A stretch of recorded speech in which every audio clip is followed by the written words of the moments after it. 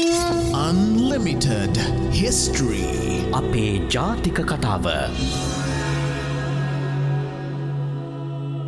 අයිබුවන් 47 වෙනි වරටත් ඔබත් සමග අන්ලිමිටඩ් හිස්ටරි සාමිච්චය සංවාද මණ්ඩපයත් සමග එක්කාසු වෙන්න රේඩියෝ තරංග ඔස්සේ එක්කම අපේ YouTube නාලිකාව ඔස්සේ එකතු වෙන්න අවසර පතන ගමම්ම විශේෂයෙන් අපි ඔබට මතක් කරනවා මේ හෙළයන්ගේ අක්මුල් සොයා යන කාරණයේදී අපි මේ කරන් යන අපිට හිතන විදියට ඔබත් කියන විදියට මේ සත්කාරයට ඔබට පුළුවන් ඔබේ අදහස් උදහස් පවා එකතු කරන්න අපි ඉදිරියේදී කියන්නම් ඒ කාරණය කොයි ආකාරයෙන්ද සිද්ධ වෙන්න කියලා සුපුරුදු විදිහටම එහෙමනම් අද අපේ වෙනදා වගේම අපේ ප්‍රමුඛම සම්පත්දායකයා මහාචාර්ය රාජ් සෝමදේවයන්ව අයිබෝන් කියලා පිළිගන්නවා සර්. අයිබෝන්.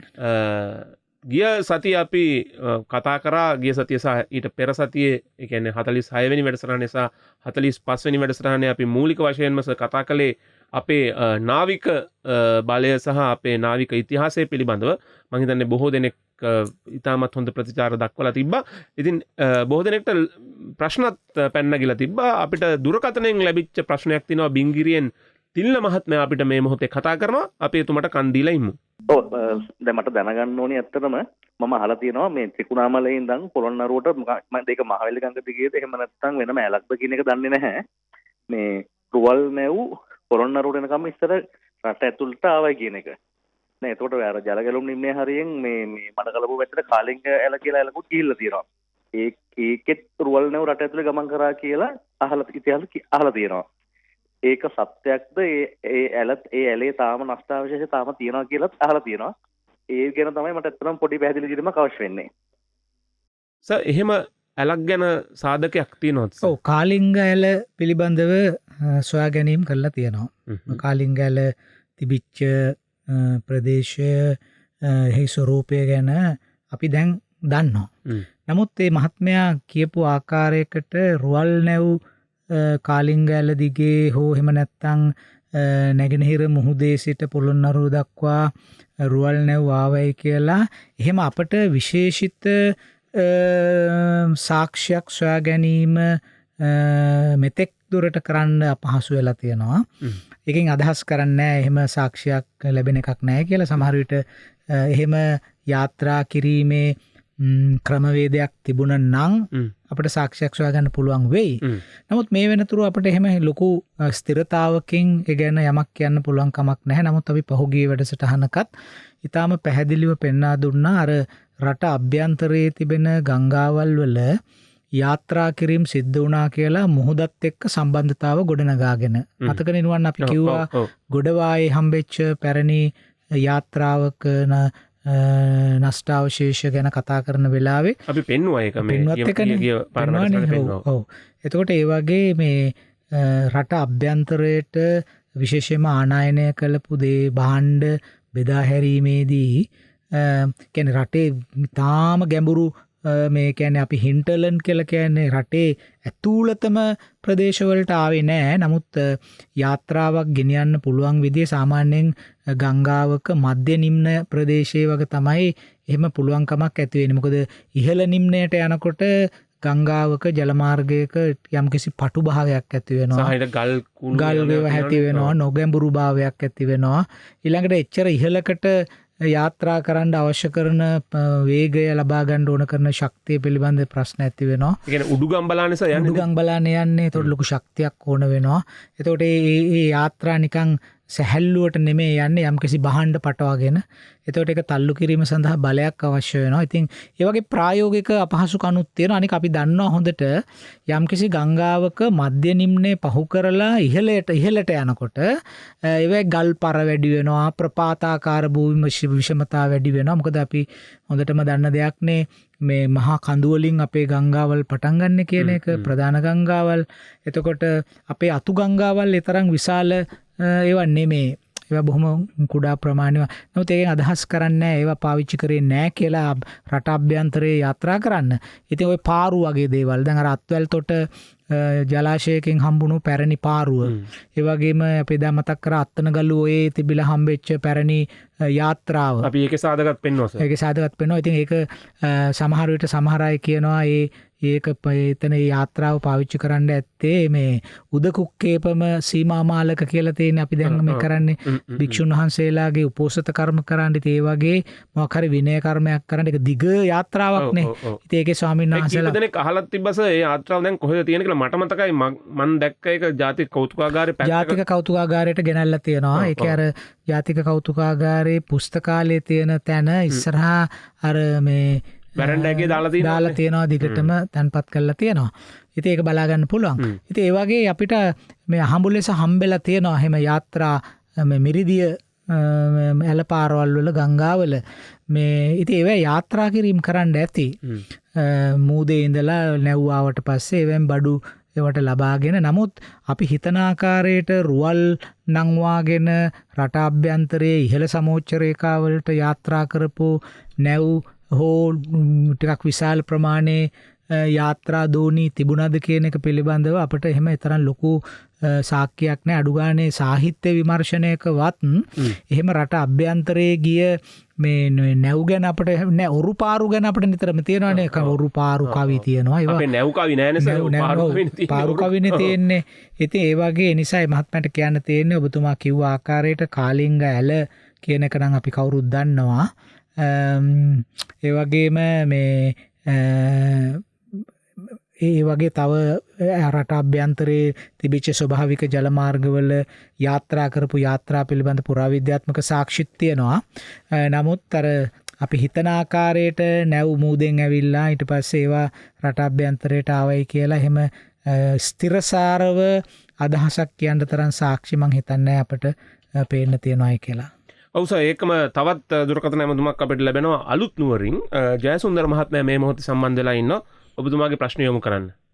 මහා පරාක්‍රම බාහු රජුගේ කාලේ ලංකාවේ තිබුණා මේ නාවික ගමනාගමනය පිළිබඳ විශාල පිළිගැනීමක් පොද යුද නෞකා හැදීම ඒ වගේ දේවල් හැමදේම තිබුණා. ඒ වගේම අර සෝමාලි මුහුද කොල්ලකරුවන් වර්තමානයේ ඉන්නා වගේ ඉන්දියන් සාගරයේ අවට හැමතැනකම වගේ විශාල මුහුද කොල්ල කන බලවැනියක් ඉඳලා තියෙනවා. ඒ බලවැනිය විනාශ සුමවිසුන කරලා තියෙන්නේ ශ්‍රී ලංකාවේ නෙවෙයි හංසගිරි සෙනවියා.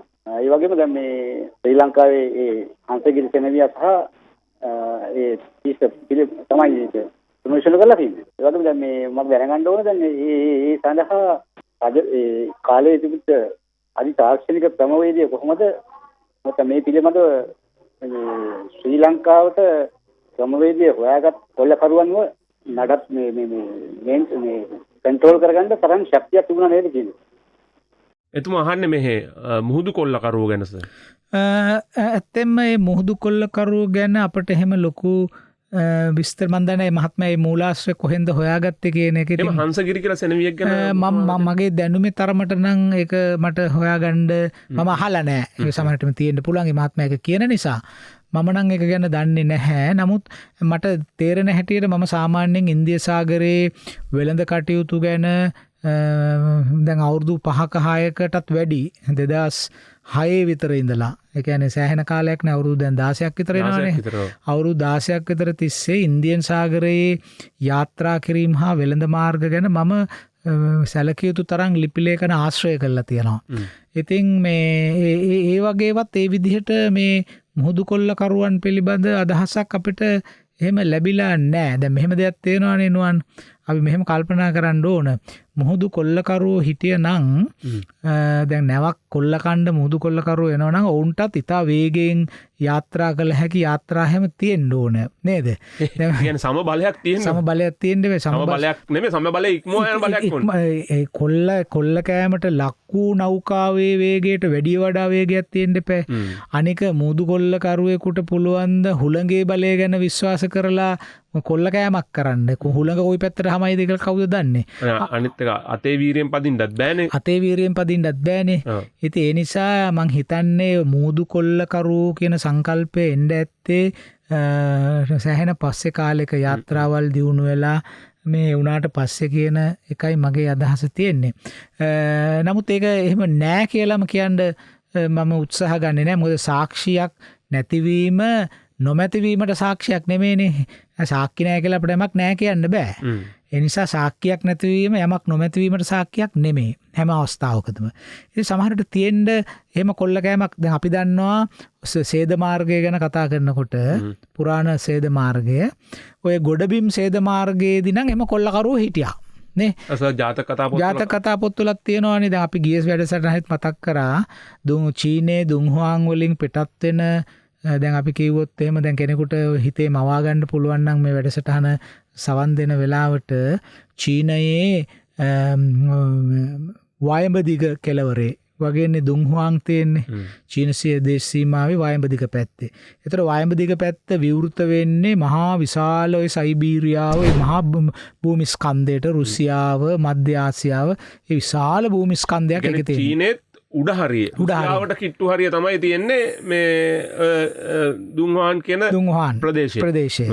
එතකොට දුන්හුවාන් වලින් පිටත් වෙච්ච දුන්හුවාන් වල තියෙනවනේ විශාල බෞද්ධ විහාරයක් තියෙන කඳුකර ප්‍රදේශයක් නේ. එතකොට මම දන්න හැටියට ලෝකයේ දැනට සොයාගෙන තිබෙන විශාලතම පින්තාරු කරපු මුහුණත තමයි දුන්හුවාන් ගල් ගුහාවෙත් වල තියෙන්නේ. ඒක බෞද්ධ චිත්‍ර තියෙන. ඒ කියන්නේ අපේ දඹුලු විහාරය වගේ.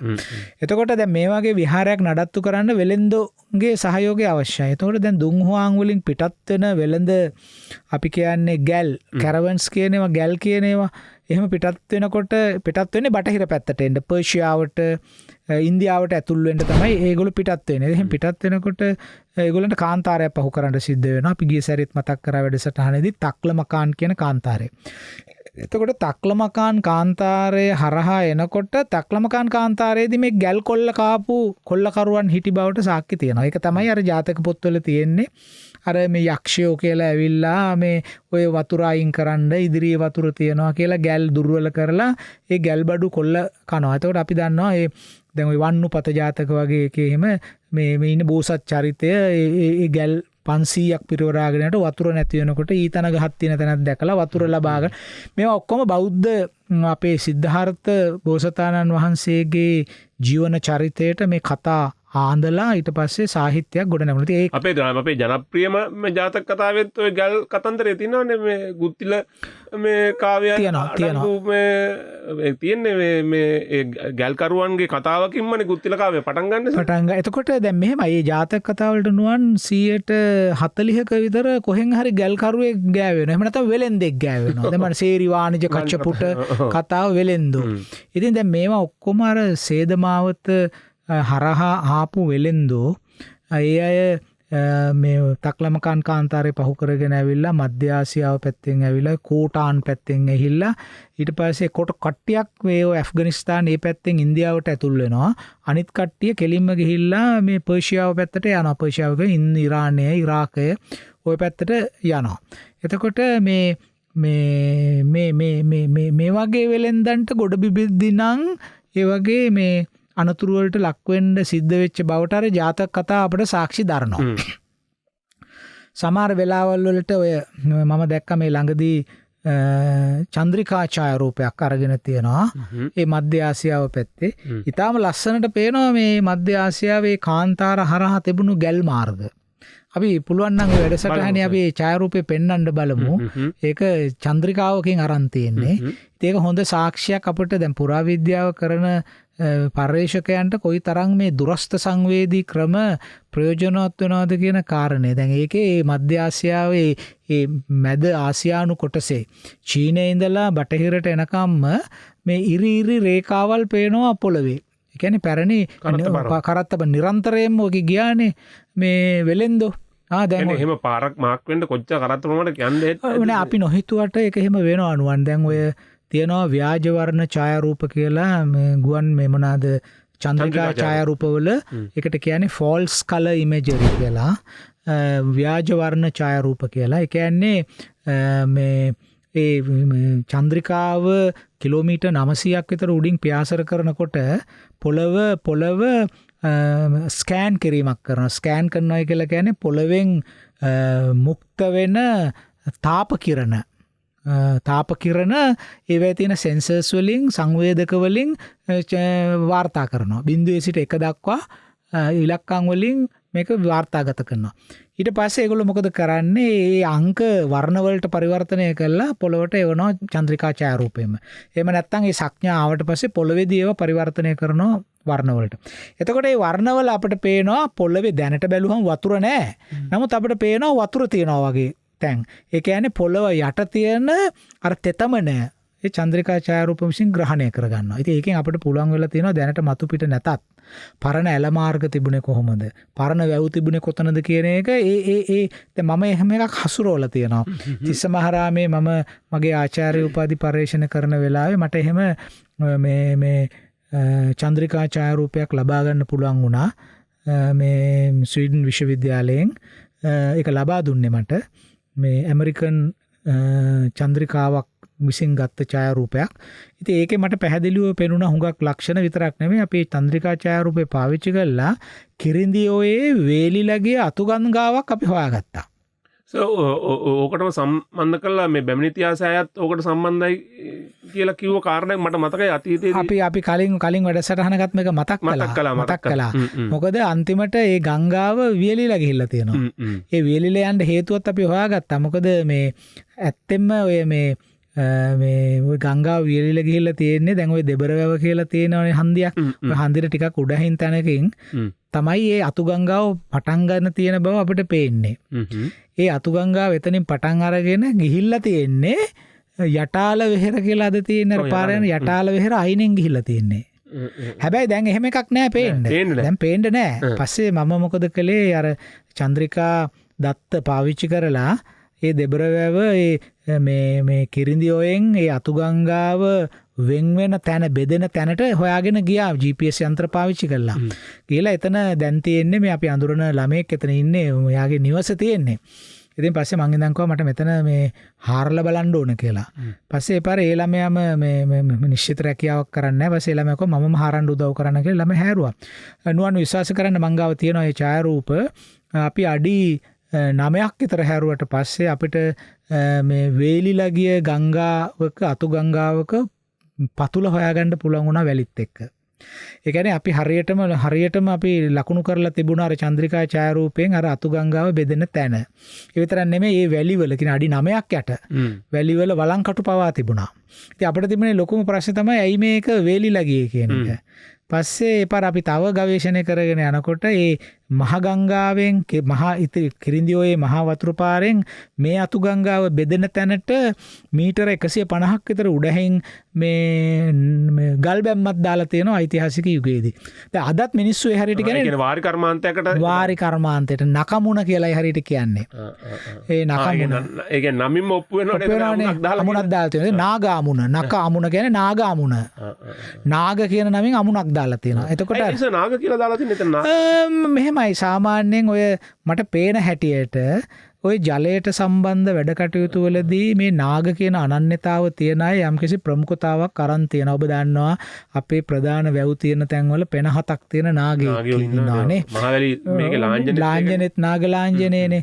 ඉතින් ඒ අය මේ ජල තාක්ෂණය පිළිබඳ යම් විශේෂඥතාවක් අත්පත් කරගත්ත අය වෙන්න ඕන නුවන්. දැන් අපිට පේනවානේ මුහුදේ යාත්‍රා කිරීම වලදී නාග කියන කට්ටිය හරියටම සම්බන්ධ වෙනවානේ කට්ටිය. හරිද? ඉතින් මගෙන් හුඟක් දෙනා අහලා තිබුණා මේ නාග කියන වචනය මේ නාග දීපයට සම්බන්ධ වෙනවා. ඒ වගේම මතයක් තියෙනවා මේ උතුරේ සාම්ප්‍රදායික වෙන්න දෙමළ ජනතාව නාගායට නාගායගෙන් පැවතගෙන එනවායි කියලා දෙමළ විද්වත්තු ලියලා තියෙනවා. නමුත් ඉතින් මම ඒකට හුඟක් උත්තර දෙන්නේ නැහැ. අපි නාගවරුන්ගේ ප්‍රභවය ගැන මෙත් දැන් කියලා තියෙනවා මේ වෙනකොට. අපි දැන් කියලා ඉවරයි. 20 ගණන් වල අපි කිව්වා නාගවරු කොහොමද කියලා. ඉතින් නාගවරු ගැන අත් වශයෙන්ම ගැඹුරු අධ්‍යයනයක් මේ රටේ කළ යුතුයි. එක අතකින් නාගවරු බෞද්ධයෝ, ඊළඟට නාගවරු අපේ උතුරු අර්ධද්වීපයේ පදිංචි වෙලා හිටියා. ඒ වගේම නාගවරු අපේ යාත්‍රා කිරීම තාක්ෂණ වලට ඍජුවම සම්බන්ධ වෙලා තිබුණා. අපේ කඳුකරේත් නාගවරුන් කරවපු සෙල්ලිපි තියෙනවා. ඒ නිසා මේ නාග අනන්‍යතාව, ඒ වගේම අපේ නාග කියලා මේ රටේ හිටපු අය අග්නදිග ආසියාවේ හිටපු ප්‍රධාන වෙළඳ පවුල් සමග සම්බන්ධ කරලා තියෙනවා. දැන් ගියා වැඩසටහනෙත් අපි මතක් කරපු අර මේ අජිසක කියන පරම්පරාව, මේක පෙරමියන් කුලම වසබරජුරන්ගේ පෙරමියන් කුලම කියන ස්ථානයේ තිබිච්ච පර්වත ලිපි එකයි මේ අජිසක කියන කෙනාගේ නමයි නාග කියන නාවිකයාගේ නමයි එකට යෙදලා තියෙන්නේ. ඉතින් මෙහෙම බැලුවම මේ නාගවරු කියන එක අපිට එහෙම ලේසියෙන් නොයදගත් මාතෘකාවක් හැටියට ඉවත් කරලා නිශ්ශබ්දව ඉන්න බෑ. මේගොල්ලෝ ගැන අපි හුඟක් සොයලා බැලිය යුතුයි. මේ අය ගැන ඉන්දියාවේ නම් නාගවරු ගැන සැලකිය යුතු තරම් පර්යේෂණ කෙරිලා තියෙනවා. පර්යේෂණ පත්‍රිකා පළ කරලා තියෙනවා. ඉතින් මං හිතනවා අපිත් අපේ රටෙත් මේ නාගවරු ගැන අපි විට වැඩිය උනන්දුවෙන් සොයා බැලිය යුතුයි. මොකද ඒකට හේතුව අපේ රටේ මූලික ජන සංයුතිය නිර්මාණය කිරීම සඳහා විතරක් පමණක් නෙමෙයි අපේ බෞද්ධ ඉතිහාසය ඒ වගේම අපේ දේශපාලන ඉතිහාසයටත් මේ නාගවරුන්ගේ සම්බන්ධතාව ඉතා පැහැදිලිව අපිට පේනවා. දැන් බලන්න අපේ දේවානම්පියතිස්ස රජතුමාගේ සොහොයුරා මහා නාගනේ නේද?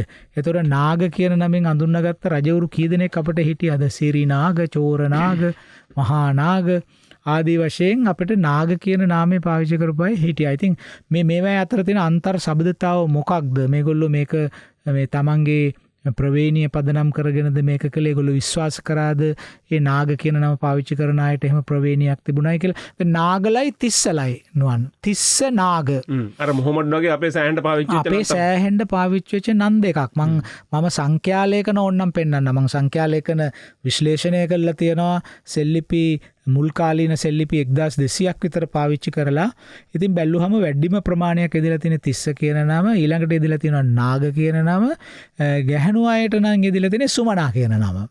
සුමනා කියන එක තමයි මේ රටේ ප්‍රසිද්ධම නම හැටියට පාවිච්චි වෙලා තිබෙන්නේ. දැන් පාවිච්චි නොවුනට සුමනා කියන වචනේ සුමන කියන එකෙන් අර්ථ මහ ගොඩක් තියෙනවා. සතුට කියන එකක් තියෙනවා. බොහොම ලස්සන නමක් සුමන කියන එක. සුමන කියන එක. එතකොට මේ දැන් අපේ සුමන සමන් දෙවියෝනේ නේද? කොච්චර පරණද කියලා අපිට ඒක පේනවනේ යෙදිම. ඉතින් මෙහෙම බැලුවට පස්සේ මේ අපිට පෙන්눔 කරන්න පුළුවන් මේ අනන්‍යතාවන් එක්ක මේ ගොඩනැගෙන මේ කතාව කොයි වගේද කියන එක. අර නාගාමුණෙන් එතන වැහිච්ච හින්දා තමයි අර ඔව් ඒක මං හිතුවා පැහැදිලි ඇති කියලා. ඒ නාගාමුණ මීටර 150කට උඩින් බැන්දට පස්සේ අර ප්‍රධාන ජාරාවේ බෙදිලා යන අත්තට වතුර ලැබෙන්නේ නැහනේ නේද? අපි දැන් ඔය ලොකු මේ ඩෑම්ස් බැන්දෙන් පස්සේ මහවැලිගඟේ අතුගංගාවලට අත්වෙච්ච ඉරණමනේ. ඉතින් අපි ඊටාම ලස්සනට දැන් ඕක නිකන් කිව්වට වෙන්නේ නෑ නුවන්. දැන් බලන්න අතුගංගාව වේලිලා අතුගංගාව ගලා ගිය කාලේ මතකයට ගන්නකො අතුගංගාවක් කොහම ගලාගෙන ගියයි කියලා. සමහර විට අපි හිතනවා කිරින්දිඔය ඒ නකමුණ හදන්න කලින් කිරින්දිඔය බොහොම සැරට ගලනවා. කිරින්දිඔය ගැලුවාම පිටාරණිමින යට වෙනවා. දැන් නම් එහෙම වෙන්නේ නැහැ. මොකද හේතුව දැන් ඉතින් මේ එකක් වතුර ප්‍රශ්නේ තියෙනවා. අනිත් එක මේ අර ඇල්ලේගල කියන තැනින් බ්‍රිතාන්‍ය නිලධාරීන් ඩෑම් එකක් දාලා වතුර හරස් කරලා තියෙනවා. දැන් එන්නේ නැහැ. නමුත් කිරින්දිඔයත් ඊටාම ඡණ්ඩ විදියට ගලනවා. ඉතින් ඒ වගේ තැනක යාත්‍රාවක් අරන් උඩහට එනවා කියන එක තරම් ඥානවන්ත නැහැ. ඉතින් වඩා ඥානවන්තයි අර අතුගංගාවක් ඔස්සේ උඩට එන්න තියෙනවා නම් එහෙම ප්‍රධාන ගංගාවට වැඩි ඒක ටිකක් ආරක්ෂාව හොඳයි. ඇත්තටම නුවන් අපි ඔය මං කියපු දේ අපි පරීක්ෂා කළා. ඒ අතුගංගාව අයිනේ අපි හැරුවා. කැනිම් කළා. කැනිම් කරාම අපිට සොයාගන්න ලැබුණා අපි හිතපු විදිහටම පිටරටින් ගෙන ආපු සමහර පබළු වර්ග එහෙම ඒ කැනිම් වලින් හම්බුණා. ඒ කියන්නේ අනිවාර්යෙන් කිරින්දේ වරායට ආපු නැව් වලින් ගෙන ආපු විදේශ භාණ්ඩ පටවගත්ත කුඩා යාත්‍රා මේ අතුගංගාව උඩින් ආවා. ඒක නේ මේක වැදගත්ම කතාවක් තියෙනවා. මම මේ කියපු එක ඓතිහාසිකව පෙන්නලා දෙන්න සනාත කරන්න. දැන් අර අතුගංගාවක් වෙලිලා ගියා කියවනේ. ඉතින් වෙලිලා ගිහින්ද දැන් අතුගංගාවත් තියා කිසිම දෙයක් අපිට පේන්නේ නැහැ. දැන් එතන කෙත්වතු ඇත්තේ. කෙත්වතුයි පාරවල්, පන්සල්, ගෙවල් මිනිස්සුන්ගේ වතු තියෙන්නේ. එහෙම හිතන්නවත් බෑ. තුන් හිතකින්වත් හිතන්න. ගඟ උඩ දැන් ඒව තමයි තියෙන්නේ. ගඟක් කියලා නෑ මොකුත් නෑ. පස්සේ මේ චන්ද්‍රිකා චාරූපේ තමයි මේක පෙන්වන්නේ. ඉතින් පස්සේ අපි ඔහොම කරගෙන ඉනකොට නුවන් 1986 ගම්මුදාව කතරගම ගම්මුදාව වැඩසටහන ක්‍රියාත්මක වෙන වෙලාවේ ඔය යටාල වෙහෙර හැරුවා. කැනීම් කරා තහවුරු කරන්න. ඉතින් හාරන වෙලාවේ අපි විශ්වවිද්‍යාලයෙන් අය මේ ඉවත් වෙච්චේම අවුරුද්දේ මම අපි හිතේ තියෙන උනන්දුවට අපි ගිහිල්ලා ඉතින් බලාගෙන ඉන්නවා සෙල්ලිපියක් මතු වෙයිද මේක කියවන්න පුළුවන් එහෙම නම් එහෙම කියලා. ඉතින් ඇත්තෙන්ම රාත්‍රියේ 10ට විතර මොකද ලයිට්ස් දාගෙන එහෙම ඉතින් රාජ්‍ය ව්‍යාපෘතිනේ මේ එළි වෙනකම් වැඩ. ඉතින් රෑ 10ට විතර සෙල්ලිපියක් මතු වුණා යටාල දාගබේ මළුවෙන් ලොකු පුවරුවක්. ඒකේ තිබුණා ක්‍රිස්තු වර්ෂයෙන් පළවෙනි හෝ දෙවෙනි සත වර්ෂ වලට අයිති කරන්න පුළුවන් විදිහ අකුරු වලින් ලියලා තිබුණේ. පස්සේ ඕක අපි මම පිටපත් කරා රාත්‍රියේම පිටපත් කරලා බැලුවාම මේකේ තියෙනවා මේ කියලා මේ කවුද මේ ඒ විහාරය මේ ගාවින් ගලාගෙන ගිය ඇලක් ගැන. ඒ ඇලෙන් හම්බෙන ජලබද්ද ඒ විහාරයේ භික්ෂුන් වහන්සේලාට පූජා කරයි කියලා. එතකොට කො මේ ඇල? එහෙම ඇලක් නැහැ. චන්ද්‍රිකාචාරූපේ හම්බෙන්නේ නෑ චන්ද්‍රිකාචාරූපේ හම්බෙලා නැහැ. හරි. ඊට පස්සේ දැන් මම ඕක ඊට පස්සෙල්ලා අවුරුද්දේ තිබුණා රුහුණු විශ්වවිද්‍යාලයේ පුරාවිද්‍යා සම්මන්ත්‍රණයක්. මම ඕකට ආධුනිකයෙක් හැටියට ওই පත්‍රිකාව ඉදිරිපත් කරාම ඒ කාලේ හිටපු මහාචාර්යවරු කීප දෙනෙක් මාත් එක්ක මට අභියෝග කළා ඔය කියන එක සත්‍යක් වෙන්න බෑ කොහෙද ඇලක් තියෙන්නේ එහෙම ඇලක් ওই පැත්ත පළාතකවත් නැහැ නේ කියලා. ඊට පස්සේ අවුරුදු 1987 මම මේ පත්‍රිකාව ඉදිරිපත් කරේ. ඊට පස්සේ මම 1991 91ත් නෙමෙයි 91 නෙමෙයි කොහොම හරි 1990 දශකයේ මට පැත්තේ 99 වෙන්න ඕන කියලා. 99 මම ආචාර්ය උපාධිය සඳහා ස්වීඩනයට ගියාට පස්සේ මගේ පර්යේෂණ කටයුතු වලට මම මේ චන්ද්‍රිකාචාරූපය ලබා ගත්තා. ලබා ගත්තට පස්සේ මම දැනගත්තේ යටාල විහාරයිනෙන් මේ ගංගාවක් ගිහිල්ලා තියෙනවා අතු ගංගාවක්. ඉතින් මම ඊට පස්සේ රාජකීය ආසියාතික සංගමේ මේ එක්තරා සැසිවාරයක මගේ පර්යේෂණ පත්‍රිකාව මම ඉදිරිපත් කළා. මේ බලන්න අපිට මේ දුරස්ත සංවේදී ක්‍රමවලින් මේ ඇල හොයාගන්න පුළුවන් වුණා මේ අතු ගංගාවක්. ඒක තමයි මේ ක්‍රිස්තු වර්ෂයෙන් දෙවෙනි සත වර්ෂයේ විතර මේ ලියපු ඒ සෙල්ලිපියේ සටහන් කරලා තියෙන්නේ කියලා. එතකොට අපිට අදහසක් ආවා කොයි කාලෙද මේ අමුණ හදන්න ඇත්තේ කියලා නකාමුණ. ඒ කියන්නේ ඒ සෙල්ලිපිය ලියන කොටත් ඒ ගංගාව තිබිලා තියෙනවා. ඇල ගලනවා. ඒතර සෙල්ලිපියේ අක්ෂර ක්‍රිස්තු වර්ෂයෙන් පළවෙනි හෝ දෙවෙනි සත වර්ෂයට අයිති වෙනවා. ඒතර එහෙමනම් ඒ වෙනකොට ඇල තිබුණා. එහෙනම් අමුණ හදලා තියෙන ඊට පස්සේ. බැලුවම අපිට පේනවා මේ ඉලනාග රජුරුව තමයි මේ ඔය තිස්ස වැව සහ යෝධ වැව සංවර්ධනය කිරීමේ ව්‍යාපෘතිවලදී කිරින්දි ඔය හරස් කළා තියෙන්නේ. ඒතකොට අඩි 9ක් යට නිසා මේ ගංගාව හොයාගත්තේ. දැන්ට අඩි 9 ඒතකොට මේ කොච්චර කාලයක් විතර වෙනවද වර්තමානයේත් එක්ක බැලුවොත් ඒක මේ අති වර්තමානයේ අවුරුදු 1900ක් විතර කාලයේ තිස්සේ පිටා කිරින්දි ඔය පිටාර ගැලීමෙන් ඇතිවෙච්ච පිටාර තන්පතු තමයි අර අඩි 9ම පිරලා තියෙන්නේ. හරි. ඉතින් මේ පුරාවිද්‍යාව කියන එක මහා අමුතු විදිහේ ඒක තේරුම් ගැනීම ඒකයි මම නිතරම කියන්නේ පුරාවිද්‍යාව කියලා කියන්නේ ඒකට බහුවිෂයීය ප්‍රවේශයක් අවශ්‍යයි. අපිට අර සෙඩිමෙන්ටොලොජි කියන එක ගැන එහෙම නැත්නම් පෙඩොලොජි ගැන කියන්නේ පාෂාණ විද්‍යාව ගැන එහෙම නැත්නම් අවසාදිත විද්‍යාව ගැන පුරාවිද්‍යාඥයෙකුට ලොකු දැනුමක් තියෙන්න ඕන. ඉතින් අර අඩි 9ක් හාරලා ඒ අතුගංගාවේ වැල්ල සොයාගත්තට පස්සේ වැල්ලෙත් වළංකටු තිබුණයි කියලා කියන්නේ. ඒතර අපිට පේනවා මේක ඓතිහාසික කාලයකට අයිති දෙයක්. ඊට පස්සේ තමයි මේක පිරීලා තියෙන්නේ කියලා පිටාර ගැලීමෙන් මේක මේ යටපත් වෙලා තියෙන. සමහර විට ඔය බැඳපු නකාමුණු කැඩිලා නටබුන් වුණාට පස්සේ ඒති ගම් වතුර ගලාගෙන ඇවිල්ලා පලාතම යට කරගෙන ගිහිල්ලා ඒ පිටාරේ ඇති වෙලා තියෙනවා. ඒතර දැන් අඩි 9ක් ඔය දෙබර වැව හරිය පිරීලා තියෙනවා මේ කිරින්දි ඔය පිටාර තැන්පතු වලින්. ඉතින් මේ විදිහට බලාගෙන ගියාම මේ අපිට පේනවා ගංගාවල් ඇතුලේ අතු ගංගාවල් වල යම් යම් යාත්‍රා කිරීම සිද්ධ කරයි කියලා. නමුත් අපිට මේ ඉන් එහා දෙයක් කියන්න පුළුවන් කමක් නැත්තේ නෑ. ඉතින් අර මෝදු කොල්ල කාර්යෝ ගැන මහත්මයා අහපු ප්‍රශ්නෙට අපිට දෙන්න තියෙන්නේ අපිට හුඟක් පැරණි කාලෙක එහෙම සාක්ෂියක් සොයාගන්න අපිට අමාරුයි. එහෙම මුහුදු කොල්ල කරුවන් හිටියයිද කියන කාරණේ ගැන. මේ මහත්මයාට ඒක ගැන තවත් කුතුහලයක් එහෙම තියෙනවා නම් කරුණාකරලා අපේ විද්‍යුත් තැපෑල තියෙනවා. එතුමා අර හංසගිරි කියලා ඇමතියෙක් ගැන සඳහන් කළා. ඒක අපිට එවන්න අපි ඒක ගැන තවත් හොඳට ගැඹුරට හොයලා බලලා කැමති ඒක හොයන්න කැමති සෙවිය යුතු දෙයක්. ඒක අලුත් දැනුමක් ලබා දෙයි අපේ ඉතිහාසයට.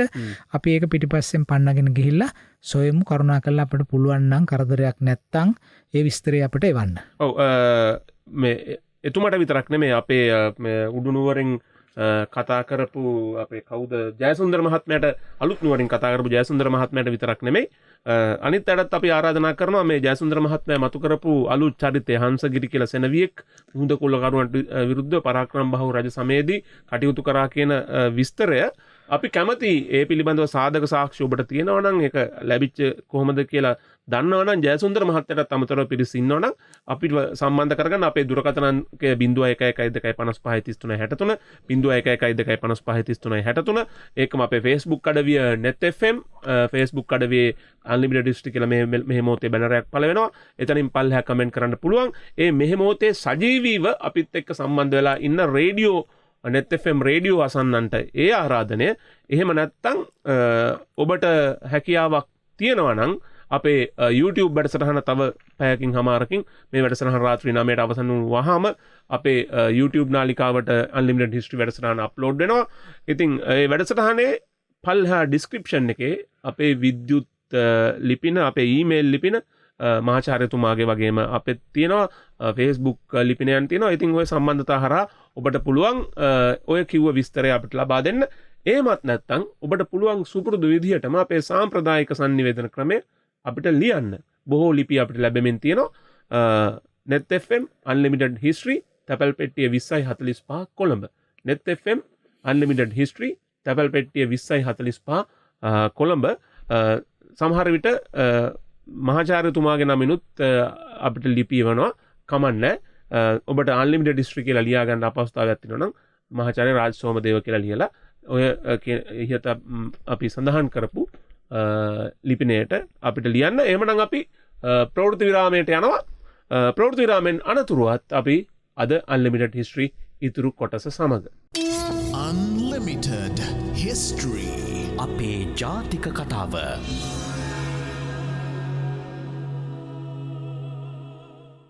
මහාචාර්ය රාජ් සෝමදේවයන් සමග 47 වෙනි වරටත් අපි අද වැඩසටහනට අපි පිවිසිලා ඔබේ ප්‍රශ්න වලට උත්තර දීලා දැන් දෙවෙනි කොටසට පිවිසිලා තියෙන්නේ. මහාචාර්යතුමා අපි කොතනින්ද අද පටන් ගන්න අපේ නාවික ඉතිහාසය අපි හමාර කරා. ඔව් හමාර කරා. ඔබ පහුගිය සතියේ කිව්වා මට මතකයි වැඩසටහනේදී දැන් අපි ආයෙත් අපේ හිතාදර ප්‍රේක්ෂකයෝ බලාගෙන ඉන්නවා කියලා ඉතිහාස කතාවට අවතීර්ණ වෙනකම් මේ බොහෝ දෙනා මේ අපේ ඉතිහාස කතාව කොතනින්ද ආයේ පටන් ගන්න කියලා අපි මෙහෙවනස අපි කතන්දර අහන්නත් කතන්දර හදන්නත් සමත් ජාතියක් ඉතින් අපි එදා ඉඳන් පන්සල් වලට ගිහලා කතන්දර විදිහට තමයි අපේ බණ දහම් පවා අපි පත්‍යක් කරගත්තා. ඔව් ඒක සාධාරණයි අපේ අදහස මට හිතන හැටියට. ඒකත් එහෙමයි. අනිත් අතට අපි මෙතෙක් කාලයක් සතවර්ෂාධික කාලයක් ඉතිහාසය උගන්වලා තියෙන්නේ කතා හැටියටනේ. ඒක තමයි මේ ආසාව නේද? ඒක තමයි මේ ආසාව. අනිත් අතට මේ අපි හැම දෙයක්ම අපේ ඥානය සම්ප්‍රේෂණය කිරීමේ ක්‍රමවේදය තමයි කතා කීම. දැන් අපි බැලුවොත් එහෙම දැන් අපි ඉස්කෝලේ යන කාලේ ඉඳලා විහාර මහාදේවි ගැන දන්නවා, දුටුගැමුණු රජුරුව ගැන දන්නවා, දස මහා යෝධයෝ ගැන දන්නවා. මේ හුඟක් දේවල් අපි ඉස්කෝලෙන් ලබාගත්ත දේවලුත් නෙමෙයි, ඉස්කෝලේ යන්න කලින් ඉඳලත් මේවා දැනගෙන ඉඳලා තියෙනවා. අපේ ආච්චි අම්මලා නිදි කරන ඉස්සර එහෙම සිරිතක් තිබුණානේ. අම්මලා ආච්චිලා මේ දරුවෝ නිදි කරනකොට කතා කියනවා. නිදි නොකරත් වැස්ස දවසට එහෙම කට්ටිය වට කරගෙන ඉතින් පොඩි අය ඔය අකුණු ගහනවට ගොරවනවට බයයිනේ. ඉතින් ආච්චිලා මේ ඔක්කොම කට්ටිය ළඟට අරගෙන කතා කියනවා. ඉතින් කතාවල දෝලාවල යන කුමාරිකාවෝ, සටන් වලට යන රජවරු, ඒ අයට උදව් කරන යෝධයෝ මේ අය ගැන කියනවා. දැන් අපි අපේ ඥානය තවත් පිරිසකට දායක කළේ, සම්ප්‍රේෂණය කළේ කතා කීමෙන්. එතකොට ඒ වගේම අපිට යම්කිසි සිද්ධියක් විස්තර කරන්න ඕන නම් අපි ලස්සනට කතා ගොතන්නත් දන්නවනේ නේද? දැන් අපි දන්නවා අපි ඉස්කෝලේ යන කාලේ වෙනකොටත් තිබුණානේ කවිකොල සම්ප්‍රදාය නේද? මිනි මැරුමක් සිද්ධ වුණොත්, ස්ත්‍රී දූෂණයක් සිද්ධ වුණොත් එහෙම මේ බස් එකේ නැගලා ඊටාම සිත් ගන්නා ස්ලයාන්විත ආකාරයට මේ කවිකොල කියනවා. ඉතින් හැම කෙනෙක්ම සත 10යි සත 5යිනේ කවිකොලයක්. ඉතින් ඒවා ගන්නවා. ඒවා අරන් මන් දන්නේ කවි කියනවා. ඒවා තමයි ඒ දවස්වල පුවත්පත්. ඒවා පුවත්පත් එහෙමනේ ඒ සිද්ධිය. මේ ඉතින් ඒක නිසා මේ අපි සමාජයට පුරුදු වෙලා තියෙන්නේ ඒ වගේ මේ දැනුම කතා මාර්ගයෙන් අසන එක. ඒක නරක දෙයක් නෙමෙයි. නමුත් ඒකේ තියෙන එකම දේ තමයි මේ අපිට පේන හැටියට ඉතිහාසය වගේ දෙයක් මතක තබා ගැනීමට නම් ඒක කතා මාර්ගයෙන් යන එක හොඳයි. නමුත් අපි ජීවත් වෙන මේ වර්තමාන ලෝකයේ දිහා බැලුවම අපිට තේරෙන වඩාත්ම මේ ප්‍රබලම දේ තමයි ඉතිහාසය හේතු ප්‍රත්‍යයන් ඇතුව විශ්ලේෂණාත්මකව තේරුම් ගැනීම තමයි අපට සමාජයක් ඉදිරියට අරන් යන්න උවමනා කරන දේ. මොකද ඉතිහාසය කියලා කියන්නේ දැන් අපේ ඉතිහාසය වුණත් අපි මං හිතන්නේ හුඟක් රටවල් වල ඉතිහාස උගන්වන්න ගියාම එහෙම තමයි කරන්නේ. මොකද්ද මේ ඉතිහාසයේ තියෙන ජයග්‍රහණ විතරක් උගන්වන එක. අපි මෙච්චර දේවල් කරා, මේ රටවල් යටත් කරා, අපි මෙහෙමයි. නමුත් දැන් අපි ඉතිහාසයේ දිහා බලනකොට අපට ජයග්‍රහණයන්ටත් වඩා සමහර අවස්ථාවලදී වැදගත් වෙන්නේ අපට පරාජයන්.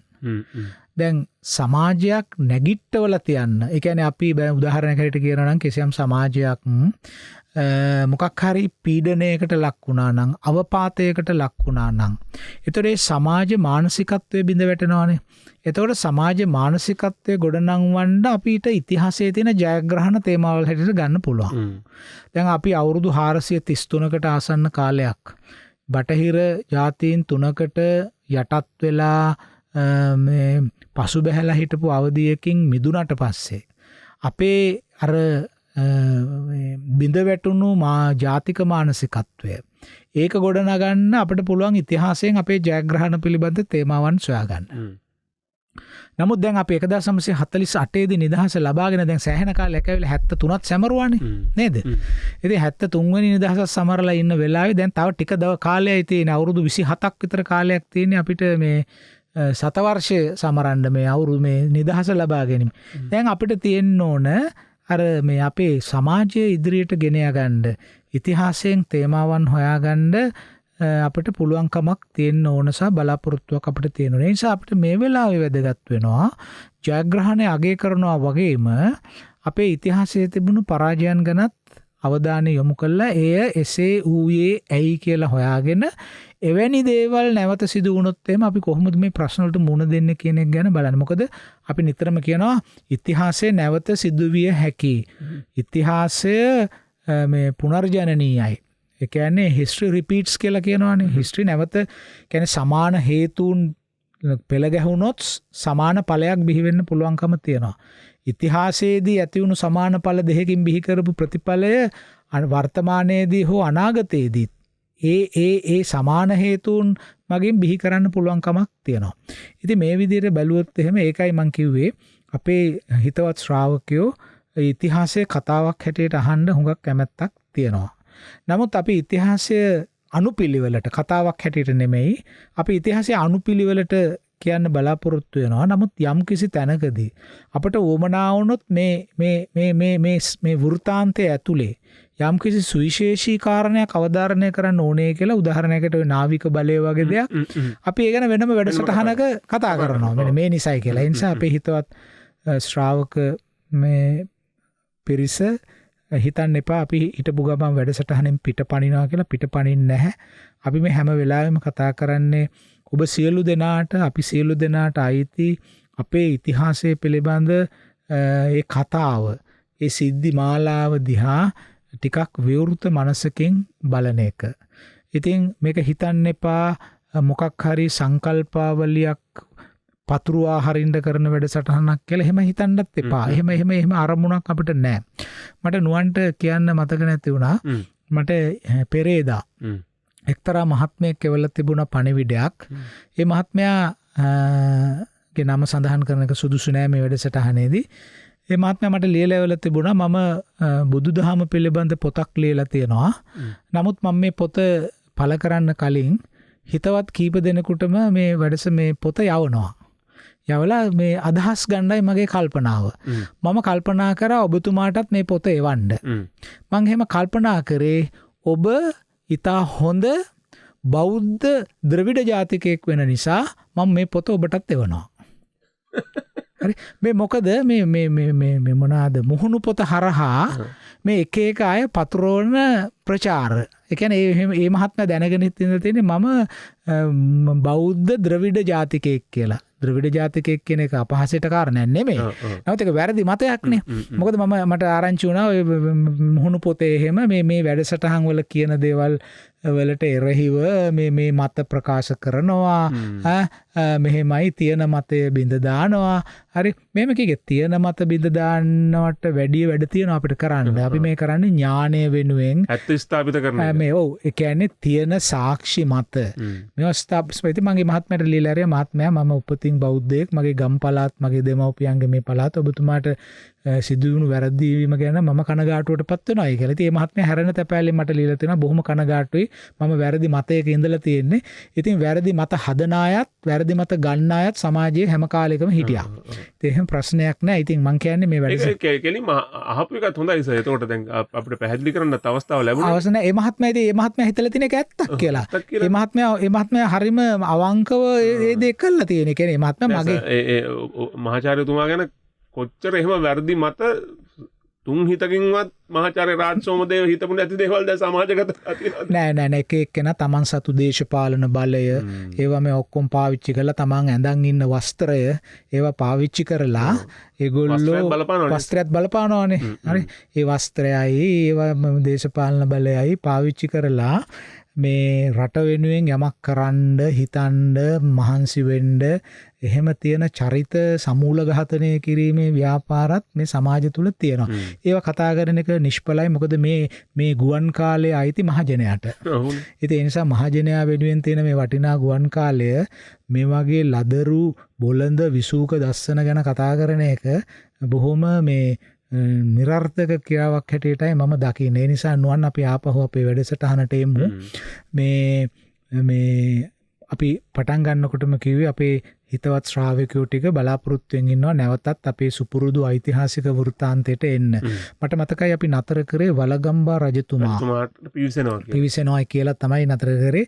එතකොට දැන් අපි මේ වලගම්බා රජතුමා ගැන මේ කතාව පටන් ගන්නේ අර අපි නිකන් කතාවක් කියනවා වගේ අර රජුරුවන්ගෙන් පස්සේ මේ රජුරුවෙන් පස්සේ මේ රජුරුව කියන්නේ නෙමෙයි. වලගම්බා රජතුමාගේ කාලය ගැන සියුම්ම විශ්ලේෂණාත්මකව අධ්‍යයනය කරනව නම් මේ වලගම්බා රජුගේ කාලය තුල අපිට පෙනෙන විශේෂ සිද්ධියක්ුත් තියෙනවා. මොකක්ද? එතුමා ත්‍රිපිටකය ග්‍රන්ථාරූඪ කරනවායි කියලා වාර්තා වෙනවා. මේක විශේෂ සිද්ධියක් නේ. මේක ජාතික වශයෙන් ආගමික වශයෙන් මේ රටේ සියලු දෙනාටම තීරණාත්මක දෙයක් පමණක් නෙමෙයි සමස්ත ලෝක බෞද්ධ ඉතිහාසයට. ඊටාම තීරණාත්මක දෙයක් නේ. කියන්නේ ත්‍රිපිටකය ග්‍රන්ථාරූඪ පොත්පත්වල ලියවනවයි කියන එක විශේෂ වැඩ කටයුත්තක්. එතකොට මේ වගේ ඊටාම වැදගත් ඓතිහාසික සිද්ධි සිද්ධ වුණානේ. දැන් මේවා දිහා අපි විශ්ලේෂණාත්මකව බලන එක වැදගත්. මොකද අපි අදත් මේ බුදුදහම අපේ රටේ භාෂාව අපේ රටේ සංස්කෘතිය පිළිබඳව විවිධ තර්ජනවලට අපි මුහුණ දෙමින් ඉන්නවා. ඒවා රට අභ්‍යන්තරයෙන් එන තර්ජන ලෙස පෙනුනත් මේවට ජාත්‍යන්තර වශයෙන් උත් අපිට පේනවා යම් සබඳතා තියෙනවායි කියලා. නේ එක එක මත ඇති වෙනවා. එක ඒ කියන්නේ මේ බුද්ධ ශාසනය බෞද්ධ සංඝ සංස්ථාව දැන් ඉරිතලලා යනවා වගේ අපිට පේනවනේ නේද? එතකොට දැන් මීට දශක 3කට 4කට කලින් අපේ පන්සල් වල හිටපු ඊටාම ශික්ෂණයටපත් වෙච්ච ස්වාමින් වහන්සේලා උන්වහන්සේලා ඒ වගේම අපේ මේ ශාසන ඉතිහාසයේ මෑත කාලයේ හිටපු වස්කඩුවේ ශ්‍රී සුභූති පානදුරේ ශ්‍රී සුමංගල වෙලිවිටියේ සෝරත හෝරණ වජිරඤ්ඤාන මහා විශාල ආචාර්ය වල්පොල රාහුල මහා විශාල කොටහේනේ පඤ්ඤාකිත්ති ආනන්ද මෛත්‍රිය කියන්න ගියොත් එහෙම සෑහෙන වෙලාවක් කියනවා. සෑහෙන ලයිස්තුවක් තියෙනවා. මහා කුශාග්‍ර බුද්ධිමතුන්නේ පඬිවරුනේ ඒ වගේම ශික්ෂාකාමී මහා යතිවරුන්නේ නේද? එතකොට ඒ අය තමයි අර තඹපන්නි පාසාදකම් කියලා කියන්නේ තඹපන්නේ ප්‍රසාදයට පත් කරගෙන වැඩ හිටියේ ඉතිහාසයේ ඉඳලා මේ වගේ සංඝ පීතෘවරු. ඉතින් අද අපිට ඒක එහෙම පේන්නේ නැහැ. මට ඒක වෙනමම තලයකට යන කතාවක්. නමුත් මේ වලගම්බා රජුරුවන්ගේ කාලේදී අපි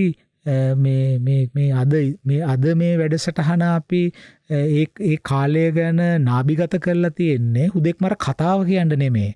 ඒ කියන්නේ මේ සෝමාදේවිත් එක්ක මෙහෙම ගියා, කරත්තේ ගියා, බැස්සා, දෙමළ මිනිස්සු ඇවිල්ලා මේ සෝමාදේවිය පැහැරගෙන ගියා. ඔය කතාව කියන්න නෙමේ. දැන් ඇත්තෙම මේ කතා ඔක්කොම දැනටමත් අපේ රටේ දන්නවා. දැන් කිව්වොත් එහෙම දැන් බලන්නකෝ නුවන් යනවන්නේ නොයෙක් තැන්වල යනකොට තියෙන පාරායිනේ තියෙන මේ ගල් ගුහා තියෙන පන්සල් වලගම්බා විහාරය, වලගම්බා රජු සැඟවී සිටි ගල් ගුහාව. ගොඩාක් තැන්වල තියෙනවනේ ලංකාවේ නේද සර්? ගොඩක් තැන්වල නෙමෙයි හැම තැනකම තියෙනවා. හැම තැනකම ගල් ගුහාවක් තැනක තියෙනක පන්සලක් තිබුණොත් එහෙම පන්සලක් තිබුණොත් වලගම්බා විහාරයක් සෙල්ලිපියක් හරි ගොඩක් හරි නිශාංක මල්ල ඉන්නවා. එතකොට වලගම්බා රජුරු හිටියයි කියලා කියනනේ. ඉතින් ඔය වලගම්බා රජතුමා මේ සැඟවී සිටි ගල් ගුහාව කියන ගල් ගුහා ගාන ගණන් කරොත් වලගම්බා රජතුමාගේ රාජ්‍ය කාලය නෙමෙයි ජීවිත කාලය ගණන් ගත්තොත් මං හිතන්නේ එක ගල් ගුහාවක විනාඩි භාගයක් හිටියොත් ඒත් ඔය ගල් ගුහාවල ඉන්න වෙලා මදි. හරි. ඉතින් ඒ නිසා ඒවා අර ඉතිහාසයේ කියලා තියෙනවානේ වලගම්බා රජුරවන්ට අර දෙමළ ජාතිකයෝ කට්ටියක් ගොඩ බැහැලා මේ කරදරයක් ඇති කරානේ. පූලහත්ත, බාහිය, පණයමාර, පිළයමාර, දහටිය ඔයගේ. ඉතින් ඒ මේගොල්ලෝ වෙළඳාම ආපු අය. අපි මේ වැඩසටහන් මාලාවෙම කිව්වනේ ඇයි මේ දකුණු ඉන්දියාවේ මේ දෙමළ භාෂාව කතා කරන සමහරට ඒගොල්ලෝ හින්දු භක්තිකව වෙන්න පුළුවන්. අපි දන්නේ නැහැ ඒගොල්ලෝ දෙමළ භාෂාව කතා කරන බෞද්ධයෝද කියලා. එහෙම නැත්නම් ජෛනයෝද කියලා අපි දන්නේ නැහැ. නමුත් මේගොල්ලෝ දෙමළ භාෂාව කතා කරන අය. භාෂාව දෙමළනේ.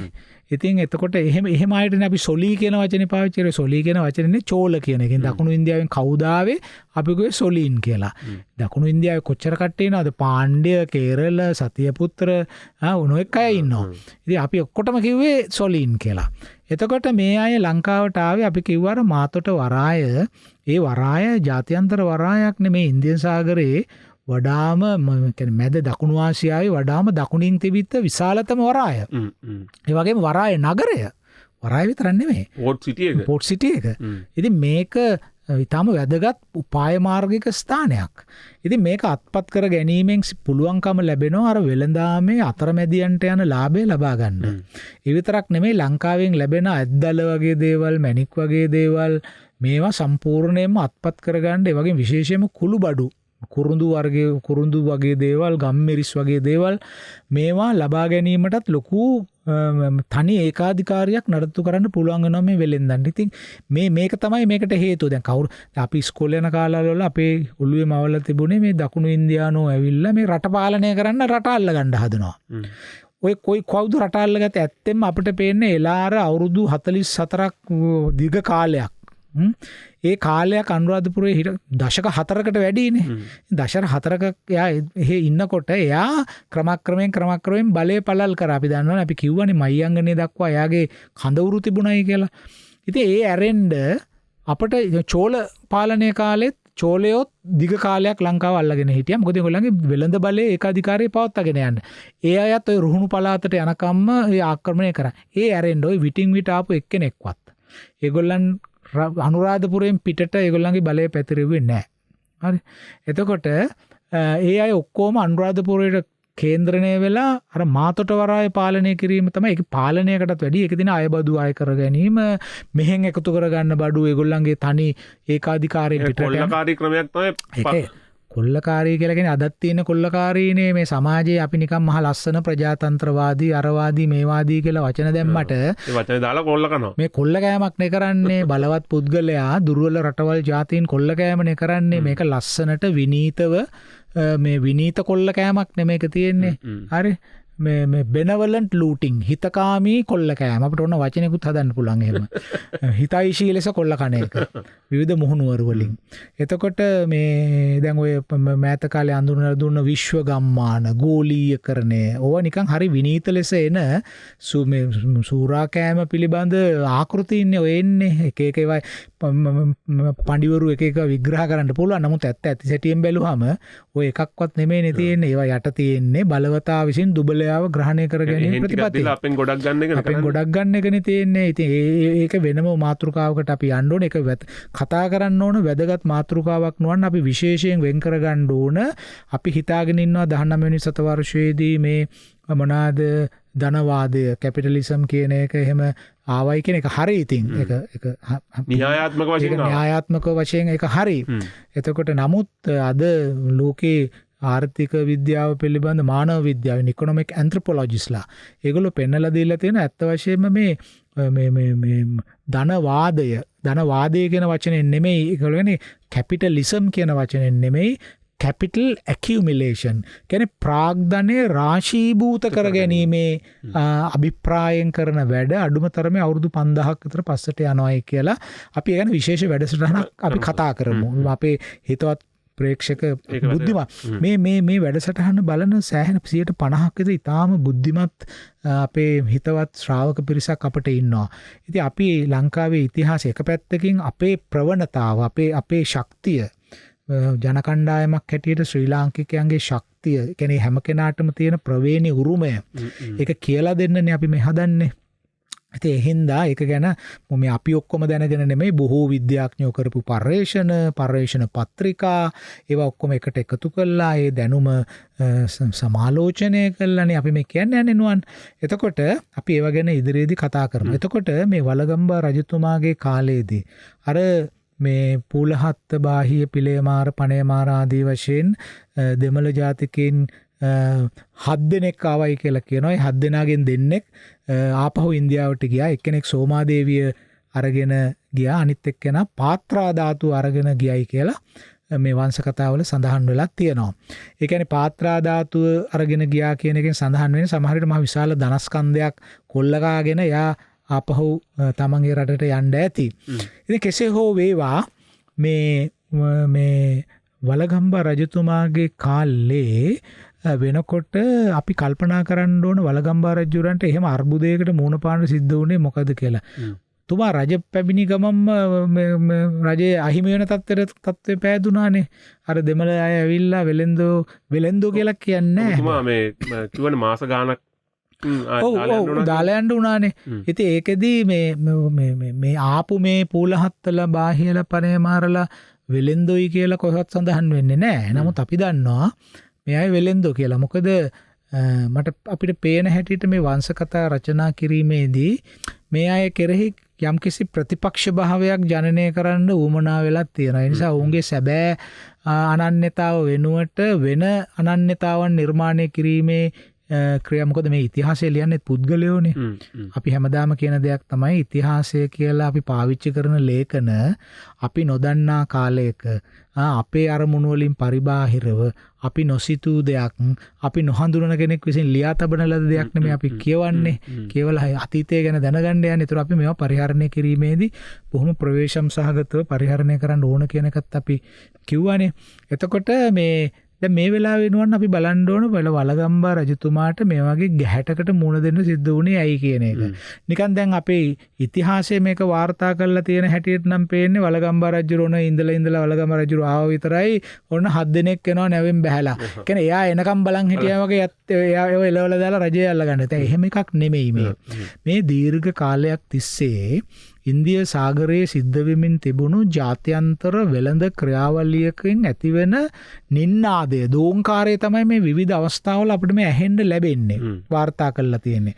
එතකොට මේ ආපු 7 දෙනා බොහොම කෙටි කාලයක් තමයි කෙටි කාලවල මේගොල්ලෝ තම පාලනය අරන් ගියයි කියලා කියන්නේ මේ ලංකාව පාලනය කරා කියන එක නෙමෙයි. මේගොල්ලෝ එන්න ඇති. ඊට පස්සේ මේගොල්ලෝ කොහොමද මේ අපේ ඒගොල්ලන්ගේ ආර්ථික ප්‍රතිලාභය සඳහා මේවා ලබා ගන්න කියන එක බලන්න ඇති.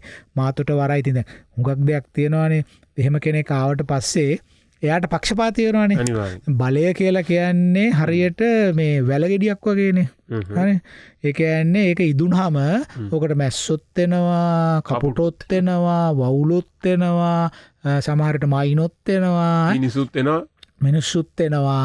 ඔහොම ඉන්නවා. ඉතින් වැලගෙඩියමක්මයි මේ බලය කියන එක. යට හිටියොත් එම ඔක ඔලුවට පාත් වෙලා ඒකෙන්වත් නැති වෙලා යන්නත් පුළුවන්. ඉතින් ඒක තමයි මේකෙත් පේන්නේ. දැන් ඔය පිටරටින් ආපු මිනිස්සුන්ට ටික කාලයක් හෝ බලය අරගෙන යන්න පුළුවන් වෙන්නේ ආපු ගමන් මේගොල්ලන්ට පක්ෂපාතී වෙන මිනිස්සු ඉන්නවනේ. ඒක බලේ ස්වරූපේ. නැත්තම් කොහොමද එලාර ඉන්නේ? එලාරගේ හමුදාවේ සිංහල මිනිස්සුත් හිටියානේ. 44ක් ඉන්නේ කොහොමද එලාර? කොහොමද ඉන්නේ? ඒ මේ සුදේශිකයන්ගේ සහයෝගය නැතුව. ඉතින් ඕක අපි කවුරුත් තේරුම් ඉතිහාසයෙන් ගන්න තියෙන පාඩම් ඕවයි. හරිද? ඉතින් සමහරට එලාර නැති වෙච්ච ගමන් ඔක්කොම කට්ටිය ඇවිල්ලා දුටුගැමුණු රජුරන් හමුදාවට බැඳෙන්න ඇති. මේ පක්ෂපාතීත්වය පෙන්නලා බලය හැසිරෙන්නේ මේ විදිහට. ඒ නිසා මේවා ඉතිහාසයෙන් අපිට ගන්න ඕන තරම් උදාහරණ තියෙනවා. හැබැයි මේ පුලහත් පණයමාර පිළේමාරලට ඒ තරම් කාලයක් ජීව මේ රටේ මේ Tamanට අවශ්‍ය කරන දේවල් කරගන්න හම්බුනේ නැහැ. නමුත් අපි තේරුම් ගත යුතු දේ තමයි මේ කාලේ වෙනකොට මේ ඉන්දිය සාගරයේ ඇතිවෙච්ච සංකීර්ණ වෙළඳ තත්ත්වය. දැන් අරාබියෙන් ආපු සුවඳ වර්ග. ඒවා මාතොට වරායටත් ආවනේ. එතකොට ඇත්ත වශයෙන්ම ඇද්දල අපිත් එක්කම තරඟකාරීව ඇද්දල වික්කේ අප්‍රිකාව. අප්‍රිකානු ඇද්දල, ඒ වගේම අරාබියෙන් ආපු සුවඳ විලවුන්. ඊළඟට අපි විතරක් නෙමෙයි ඉන්දියන් සාගරයට මැණික් වික්කේ. ඇෆ්ගනිස්තානෙන් මැණික් දුන්නා. ඇෆ්ගනිස්තානයේ තියෙනවා ඊටාම ලස්සන අර්ධමාණික්කමේ ගල් වර්ග, විශේෂයෙන්ම ලැබිස්ලා සූලි කියන ගල් වර්ගෙනුවන්. ලැබිස්ලා සූලි කියන්නේ ඊටාම දර්ශනීය නිල් පාට ගල් වර්ගයක්. ලැබිස්ලා සූලි කියලා කියන්නේ මැණිකුත් නෙමෙයි නිකම් පාෂාණත් නෙමෙයි. ඒක අර්ධ මාණික්කම වර්ගයක්. ලැබිස්ලා සූලි හරිම මිලාදිකයි ලැබිස්ලා සූලි. මොකද ඒක බහුල නෑ ලෝකේ. වැඩිපුරම තියෙන ඇෆ්ගනිස්තාන් ප්‍රදේශවල. ඉතින් ඒ කාලේ ලැපිස්ලා සූලි වලින් කරලා තියෙන ලස්සන විශිෂ්ට භාණ්ඩ තියෙනවා. ඒ වගේම ඔය ලැපිස්ලා සූලි කියන මේ නිල් පාට වර්ගය සමහර විට ඒවා මායාවරුණුත් ලැබිස්ලා සූලි පාවිච්චි කරයි කියලා පේනවා. මොකද ඒගොල්ලන්ගේ චිත්‍රවල තියෙන තාම ලස්සන නිල් පාටක් තියෙනවා. ඉතින් ඔය මේ රූපවාහිනී යන්ත්‍රවල තියෙන අර ටියුබ් එකේ නිල් පාට වර්ණය ජනනය කිරීමට මේ මායාවරුන්ගේ වර්ණ ගැන අවධානය යොමු කරලා තියෙන විද්‍යාඥයෝ. ඒ නිල් පාට ගන්නෙ කොහොමද කියලා ඒක තරම් ලස්සන. ඉතින් ලැපිස්ලා සූලි කියන එක අපේ රටේ හම්බෙලා තියෙනවා. අපේ රටේ නෑ. නමුත් අපේ රටේ හම්බෙලා තියෙනවා ලැපිස්ලා සූලි වලින් කරපු ඇතම් දේවල්. ඒ කියන්නේ මේ අන්තර්ජාතික වෙළඳාම. ඉතින් ලැපිස්ලා සූලි ලෝකෙටම ලැපිස්ලා සූලි කියන ගල් වර්ගයේ බෙදුවේ ඇෆ්ගනිස්තානයෙන්. තව රටවල් වල සුළු ප්‍රමාණයෙන් තියෙනවා මේ භූවිද්‍යාත්මක සැකස්මත් අනුව. වැඩිපුර තිබුණේ ඇෆ්ගනිස්තාන. ඒ වගේම සිරියාවෙන් ආපු වයින් හුඟක් වෙලාවට ආසියාව පැත්තට වයින් ආවේ සිරියාවෙන්. හොඳම වයින් ඒ කාලේ එන ඒ වගේම රිදී වර්ග ස්පාඤ්ඤයෙන්. අපේ රටේ රිදී තිබුණා යම් කිසි දුරකට. නමුත් හුඟක් රිදී ආවේ ස්පාඤ්ඤයෙන්. දැන් බලන්න දැන් මේවා ඔක්කොම ඉන්දියන් සාගරයේ එහෙම ගනුදෙනු වෙච්ච වෙළඳ මාර්ග හරහා ගියා. ඉතින් මේ හරහා මේ වෙළඳ මාර්ගවලට කුළුබඩු වගේ දේවල් අත්‍යවශ්‍ය දෙන්නේ කුළුබඩු කියන එක. කුළුබඩු වගේ දේවල් එකතු කරන්න නම් අනිවාර්යෙන් ලංකාව ආශ්‍රය කරන්නම ඕන. මොකද වෙන තවත් රටවල් වල කුළුබඩු තිබුණා. නමුත් අපේ වගේ කුරුඳු, අපේ වගේ ගම්මිරිස් හොඳම ඒවා තිබුණේ අපේ කියන්නේ ඒ මොකක් හරි ස්වභාවිකව අපිට ලැබිච්ච දායාදයක් ඒක. ඒතර ඒවා අපේ තිබුණා. ඉතින් අපි ආවා. එතකොට ඒමත් එක්කම තමයි මේ ඒ තිබිච්ච සංකීර්ණතාවයෙන් ඇතිවෙන නින්නාදේ තමයි අපිට මේ ඉතිහාසය තුල පේන්නේ. ආක්‍රමණ ඇති වුණා. අපි ඒක තේරුම් ගන්න ඕනනේ. ඒතර වලගම්බා රජුරෝ අපි දකින්න ඕන කොහොමද? වලගම්බා රජුරෝ අපි දකින්න ඕනම් කළු බොහොම සැරපරුස ප්‍රතාපවත් මෙහෙම ත්‍රිපිටකයේ ග්‍රන්ථාරූඪ කරන්නම බලාගෙන හිටපු රජ කෙනෙක් හැටියට නෙමෙයි. ඉතින් එතුමා ත්‍රිපිටකයේ ග්‍රන්ථාරූඪ කරන්න වෙච්ච හේතුවත් මේ අපි මේ කියන කතාවල් එක්කම සම්බන්ධ දෙයක්. ඒක අනුපිළිවෙලින් අපි තේරුම් ගන්න ඕනේ නුවන්. ඒතර මං කිව්වා මේ ඔය ඉන්දියන් සාගරයේ ওই විදියට නොඑක් රටවල් වලින් දැන් අපිට උගන්වන්නෙම ලෝකෙටම මැණික් දුන්නේ අපි. හරි. එතකොට තව ලෝකෙටම ඇද්දලා දුන්නෙත් අපි. එහෙම නෙමෙයි. ඒක නෙමෙයි ඇත්ත. අපේනුත් ඇද්දලා අරගෙන ගියා. අපේ ඇත්තුත් වෙළඳාමට ගියා. අපේ ඇත්තු තමයි බුද්ධිමත්ම ඇත්තු කියලා විදේශිකයෝ ලියලා තියෙනවා. මේ තඹපන්නියෙන් යන ඇත්තු තමයි මේ අනිත් ඇත්තුන්ට වැඩිය ඉන්දියාවේ ඇත්තුන්ට අප්‍රිකාවේ ඇත්තුන්ට වැඩිය යුද්ධයේදී තාම තීක්ෂණ ලෙස කටයුතු කරන්නේ අපේ හස්තීන් කියලා. එතකොට මේ අපෙන් දායක වෙච්ච දේවල් තිබුණා. ඉතින් මේ හරහා තමයි මේ සංකීර්ණතාවය ඇති වෙන්නේ. මේක තවත් දුරට දැන් වර්ධනය වෙන්න ඉඩකඩ තිබුණා. මේ රජවරුන්ට දැන් අපි මේ ඉන්දිය සාගරයේ වෙළඳාම අගය කළාට මේකේ ප්‍රතිවිපාක විඳින්න උනේ අපේ පාලකීන්ට. මොකද ඉන්දිය සාගරයේ සහ ඒ අවට රටවල් වල යම් කිසි දියුණුවක් ඇති වෙනව නම් ඒ දියුණුවේ ප්‍රතිවිපාක අදත් විඳින්න වෙලා තියෙන්නේ අපිටනේ නේද? අද තියෙන බලතරංගේ අපි දැන් ওই ලොකු වචන වලින් කියන ජියෝපොලිටික්ස් අර බහුදේශපාලනය. හරි මේ බහුදේශපාලනය කියන එක අද බහුදේශපාලනය ගොඩනගන්නේ මොකටද? ආර්ථිකය පදනම් කරගෙන. නේද? එක්ක තෙල් නිදියක් වෙන්න පුළුවන්. තෙල් ටැංකියක් වෙන්න පුළුවන්. ඔව්. ඒවා පදනම් කරගෙනනේ මේ අරගලය තමයි මේ අපේ රට ජාත්‍යන්තරයේ අවධානයට පත් වුණේ එදා ඉඳලම මේ උපාය මාර්ගික ස්ථානයක පිහිටලා තියෙන නිසා. ඉතින් අපි ඉතුරු ටික කතා කරමු විරාමයෙන් පස්සේ. විරාමයකට යන්න වෙනවා. අපි එහෙනම් විරාමයකට යනවා. විරාමයේ අතරතුර ඔබට පුළුවන් අපිට කතා කරන්න 0112553363 ඒකම අපේ Facebook අඩවියට පිවිසිලා කමෙන්ට් එකක් විදිහට ඔබේ ප්‍රශ්න යොමු කරන්න.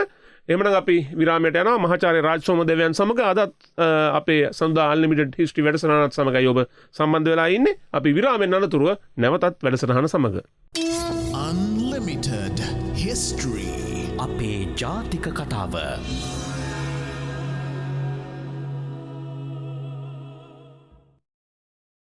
අපි අලිත් අපේ සෞදා අන්ලිමිටඩ් හිස්ටරි වැඩසටහනත් සමග සම්බන්ධ වෙමු. අපි මේ වලගම්බා රජු සමය පිළිබඳව පිවිසීමක් කළේ අපේ මහාචාර්ය රාජ් සෝමදේවයන් මේ පිළිබඳව යම්කිසි ආකාරයක ඒ වටපිටාව කතා බහ කරගෙන එනකොට තමයි අපි විරාමයකට යන්න උනේ. දැන් වලගම්බා රජුරුව බලයට පත්වෙන කාලේ තිබිච්ච ජියෝපොලිටික්ස් එක ගැන එහෙම නැත්නම් භූදේශපාලනය ගැන අපි විරාමයට කලින් කතා කළේ. එතකොට නුවන් මේ අපි කිව්වේ ලංකාව ක්‍රමක්‍රමයෙන් මේ භූදේශපාලනික සමස්ත ආසියාවේ භූදේශපාලනය සම්බන්ධයෙන් ඊටාම තීරණාත්මක තැනකට පරිවර්තනය වෙමින් තිබුණා. ඒකේ වැදගත්කම දිනෙන් දින වැඩි වෙමින් තිබුණා.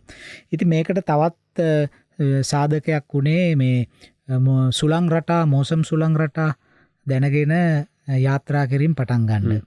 ඉතින් මේ අපි ගිය වැඩසටහනකත් කිව්වා මේ හිප්පලූස් කියලා කෙනෙක් කියන්නේ හිප්පලූස් හිටියේ ක්‍රිස්තු වර්ෂයෙන් 45-47 වගේ කාලේ තමයි මේක වුණයි කියලා කියන්නේ. මෝසම් සුළං පිළිබඳව හඳුනා ගැනීම කරා. මෝසම් සුළං හඳුනා ගැනීම හිප්පලූස් ඒ කාලේ ක්‍රිස්තු වර්ෂයෙන් 45-47 වගේ කාලේ තමයි මෝසම් සුළං තේරුම් ගත්තා කියලා කියන්නේ නුවන්. නමුත් මේක ඇත්තක් වෙන්න බෑ. මොකද ඇත්තක් වෙන්න බෑ කියන්නේ මේ වලගම්බා රජුරෝ හිටියේ ක්‍රිස්තු වර්ෂ ක්‍රිස්තු පූර්ව 89-77. ක්‍රිස්තු පූර්ව 89-77. ඒතර හිප්පලූස් හොයාගත්තයි කියන්නේ ක්‍රිස්තු වර්ෂ 45-47. නමුත් ඒ ක්‍රිස්තු වර්ෂ වලින් එහාට මෙහාට වුණාට මේ සමස්ත කාලය තුලම ඇතිවෙච්ච ගම්මිතාවන්නේ මේ කියන්නේ. එතකොට මේ අපිට පේනවා හිප්පලූස් මේ වලගම්බා රජුරුවන්ගේ කාලෙට පස්සේනේ මේ කියන හැටියට නම් හිප්පලූස් මේක හොයාගත්තයි කියලා කියන්නේ. නමුත් ඒක නෙමෙයි ඇත්ත. හිප්පලූස් මෝසම්ලූස් සුළං තේරුම් ගැනීමට ප්‍රථම ආසියානුවන් මේ මෝසම් සුළං වල තියෙන ගම්මිතාවන් ගැන දැනගෙන හිටියා. ඔවුන් මොන්සූන්ස් කියන වචනයෙන් නෙමෙයි ඒක තේරුම් ගත්තේ. ඔවුන් තේරුම් ගත්තා සුළඟේ බලයක් තියෙනවායි කියලා. ඒ බලය ආධාර කරගෙන මුහුදේ යාත්‍රා කරන්න පුළුවන් කියන එකක් දැනගත්තා. ඒ වගේම මුහුදේ ඉහළ පහළ යෑම සඳහා උදව් වෙන ආකාරයට වර්ෂයේ අවස්ථා කීපයකදී මේ සුළං හමනවායි කියන එකත් ඒගොල්ලෝ දැනගෙන හිටියා. දැන් ඔබ දන්නවනේ සුළඟේ බලය ගැන තියෙන්නේ හිප්පලූස් උපදින්න අවුරුදු දහස් ගානකට කලින් ඍග්වේදයේනේ. දැන් මරුත් කියන්නේ කවුද? මරුත් කියලා කියන්නේ සුළඟට අධිපතියා දෙවි කෙනෙක්නේ. මරුත්නේ. මරුත් දෙවියෙක්. එතකොට මේ ක්‍රිස්තු පූර්ව 1000 ඉඳලා මේ ආසියාවේ මිනිසුන් මේ ස්වභාවික බලවේග තේරුම් අරගෙන ඒවට වන්දනාමාන කළා. එතකොට දැන් මම මේ වෙලාවේ මතක් කරන්න කැමති විශේෂයෙන් ජෛන සාහිත්‍යය. ජෛන ආගම බුදුදහමටත් වඩා පැරණි. එතකොට ජෛන කෘතිවල සඳහන් වෙනවා නුවන් එක්තරා වචනයක්. පවන බල කියලා වචනයක්. පවන කියලා කියන්නේ මොකද්ද? සුළඟනේ. හරි. පවන බල කියලා කියන්නේ සුළඟේ බලය. එතන වේදයේ තියෙන්නේ මරුත් කියලා විතරයි. ඒ කියන්නේ සුළඟ. නමුත් පවන බල කියලා කිව්වහම පවන සුළඟ බලමූලාශ්‍රයක් හැටියට උපයෝගී කරගන්න පුළුවන් කියන අර්ථය. සුළම් බලය නේ. ඒතර සුළම් බලය ඒ කාලේ පාවිච්චි කරේ විදුලිය ජනනය කරන්න නෙමෙයි. සුළම් බලය පාවිච්චි කරේ මුහුදේ යාත්‍රා කරන්න. දැන් මේ පිළිබඳව මට මතකයි 1984 දී ජේ.සී. ජෛන් කියලා මහත්මයෙක් ලියලා තිබුණා Life in Ancient India Depicted in Jain Canons කියලා පොතක්. මේ පොතේ මෙන්න මේ විමර්ශනය සොයාගන්න පුළුවන්. ජේ.සී. ජෛන් මහත්මයාගේ පොත 984 ලියපු කාට හරි භාගත කරගන්න පුළුවන් නම් මම හිතන්නේ භාගත කරන්න පුළුවන් ඇති කියලා. නැත්තම් ඉන්දියාවට ගිය වෙලාවක හරි හොයාගන්න පුළුවන් මේ පොත. ඒ පොතේ ඊටම වැදගත් විමර්ශන තියෙනවා. මේ දැන් ජෛන සාහිත්‍ය බෞද්ධ සාහිත්‍යයටත් වඩා පරණයි කියලා කිව්වම නුවන් හිප්පලූස් සිටිය ක්‍රිස්තු වර්ෂයෙන් 45 කියන්නේ ක්‍රිස්තුස් වහන්සේ ජනිත වෙලා අවුරුදු 45ක් ගියාට පස්සේ නම් ඔහු මේක තේරුම් ගත්තයි. මේකේ අපිට ලොකු පටලැවිල්ලක් පේනවා. ඒ කියන්නේ මේ දැන් සාමාන්‍ය සිරිතක් තියෙනවා මේ ඉතිහාසයේම නිකන් මේඩ් ඉන් යුරෝප් වගේනේ කියන්නේ. ඉතිහාසය හදා තිබෙන්නේ යුරෝපය. එහෙම තමයි තියෙන්නේ. දැන් උදාහරණයක් හැටියට පහුගිය කාලෙක මම මේ ලෝක ශිෂ්ටාචාර ගැන අපි පොතක් රචනා කරන වෙලාවේ මේ රබර් වල ඉතිහාසය හෙව්වා. හොයනකොට ඉතින් මේ අන්තර්ජාලයට ගියාමත් තියෙන්නේ මේ යුරෝපීය ජාතිකයෙක් තමයි රබර් සොයාගෙන තියෙන්නේ. නමුත් අපි මේ හැබැයි රබර් ගහ එහෙ නෙමෙයි නිසා හැදුනේ නෑ. රබර් එහෙ නෙමෙයි. නමුත් හොයාගෙන තියෙන්නේ සුදු මහත්තයෙක්. නමුත් අවසානයේ අපිට මේ සාක්ෂි තියෙනවා මායාවරු රබර් වලින් බෝල හදාගෙන බෝල ගහලා තියෙනවා. ඒ බෝල ගහලා තියෙනවා විතර නෙමෙයි පුරාවිද්‍යාඥයෝ හොයාගෙන තියෙනවා එහෙම බෝල ගහන්න පාවිච්චි කරු බෝල් කෝට්ස්. එතකොට යුරෝපය කට්ටිය බෝල ගහනවා කියන එක දන්නෙත් නැහැ. දන්නෙත් නැති කාලයක මායාවරු රබර් වලින් බෝල හදාගෙන බෝල ගැහුවා. අනිකේ යුරෝපීය බෝල ගහන්න පටන් ගත්තේ අතින්නේ වොලිබෝල් ගහනවා වගේ නෙට් බෝල් ගන්න. ඒගොල්ලෝ බෝල ගැහුවේ ඇඟෙන්. මායාවරු බෝල ගහලා තියෙන්නේ ඇඟෙන්. හරි ඇඟෙන් තමයි ඒක අල්ලන්න බෑ කකුල් පාවිච්චි කරන්නත් බෑ බෝලෙට ගහන්නේ ඇඟෙන්. එහෙනම් බෝලයකට ඇඟෙන් ගහන්න නම් බෝලේ මෙහෙම ස්පන්දනය වෙන්න ඕනේ නේ බම්ප් වෙන්න ඕනේ නේ. යග්ගුලිය වගේ බෝලයක් වුණොත් බෑනේ ගහන්න රබර් බෝලයක් නේ. ඒ නිසා මම කියන්නේ ඉතිහාසය නිර්මාණය කරලා තියලා තියෙන්නේ මේ මුල්ම ඉතිහාසඥයෝ යයි හංවඩු ඒගොල්ලෝ විසින්ම හංවඩු ගසාගත්ත යුරෝපීය ජාතිකයෝ. ඒ නිසා මේවා දිහා බලනකොට අපි මීට වැඩිය ප්‍රගතිශීලී ලෙස මේවා බලන්න ඕනේ. ඉතින් අර මායාවරුන්ට අයිති වෙන්න තිබිච්ච ඒක ඒ හරිනම් ඒ පේටන්ට් එක මායාවරුන්ට යන්න එපා නේද? ඒත් මායාවරුන්ට දෙන්නේ නැතුව මේ යුරෝපීය ජාතිකයෝ තමයි මේක අත්පත් කරගත්තේ. ඉතින් ඒ වගේ මෝසම් සුළං ගැනත් ඒකම තමයි කියන්න තියෙන්නේ. මොකද ඒගොල්ලෝ යුරෝපීය ජාතිකයෝ හිටියේ හැම දෙයක්ම ග්‍රීසියෙන් පටන් ගත්තයි කියලානේ. ග්‍රීසියට හුලං දුන්නේ නයිල් නිම්නේ පාරාවරුන්ගේ ශිෂ්ටාචාරය. ග්‍රීකයන්ගෙන් රෝමයෙන් යුරෝපයට. එහෙමනේ හිතන් ඉන්නේ. නමුත් ඒවා දැන් පුරාවිද්‍යාත්මක සොයා ගැනීම එහෙම කරනකොට ඉතිහාසය දිහා වඩා විවෘතව බලනකොට මේ අදහස් එච්චරම සාධාරණ නෑ කියන එකත් අපිට හොඳින් පේන්න තියෙනවා. ඉතින් දැන් මම කිව්වර පවන බල කියන වචනේ. ඒතකොට මූදේ යාත්‍රා කරා. ඒ කියන්නේ එතකොට මේ වලගම්බ රජතුමාගේ කාලේ වෙනකොට මේක සෙල්ලන්නේ නෑ. මේ මූද පුරාම ඉන්දියන් සාගරයේ පුරාම යාත්‍රා ගමන් කරමින් තිබුණා. අනිත් එක ඔය ෆාහියන් භික්ෂුන් වහන්සේ චීන භික්ෂුන් වහන්සේ ක්‍රිස්තු වර්ෂයෙන් 5 වෙනි සතවර්ෂයේදී ආසියාවට ආවනේ උන්වහන්සේ ධර්මය හොයාගෙන. දැන් එතුමා විසින් ලියපු රෙකෝඩ් ඔෆ් ද බුද්දිස්ට් කින්ග්ඩම් කියන කෘතිය අරගෙන බැලුවොත් කියන්නේ බෞද්ධ රාජ්‍යයේ වාර්තා කියන සිංහලට පරිවර්තනය කරන්න පුළුවන්. උන්වහන්සේ සඳහන් කරනවා උන්වහන්සේ ලංකාවේ ඉඳලා චීනයට ආපහු ගිය ගමන ගැන. චීනෙන් ඇවිල්ලා. එතකොට මෙයා ගිහිල්ලා තියෙන්නේ නිර්තදිග මෝසම් සුළං පාවිච්චි කළා.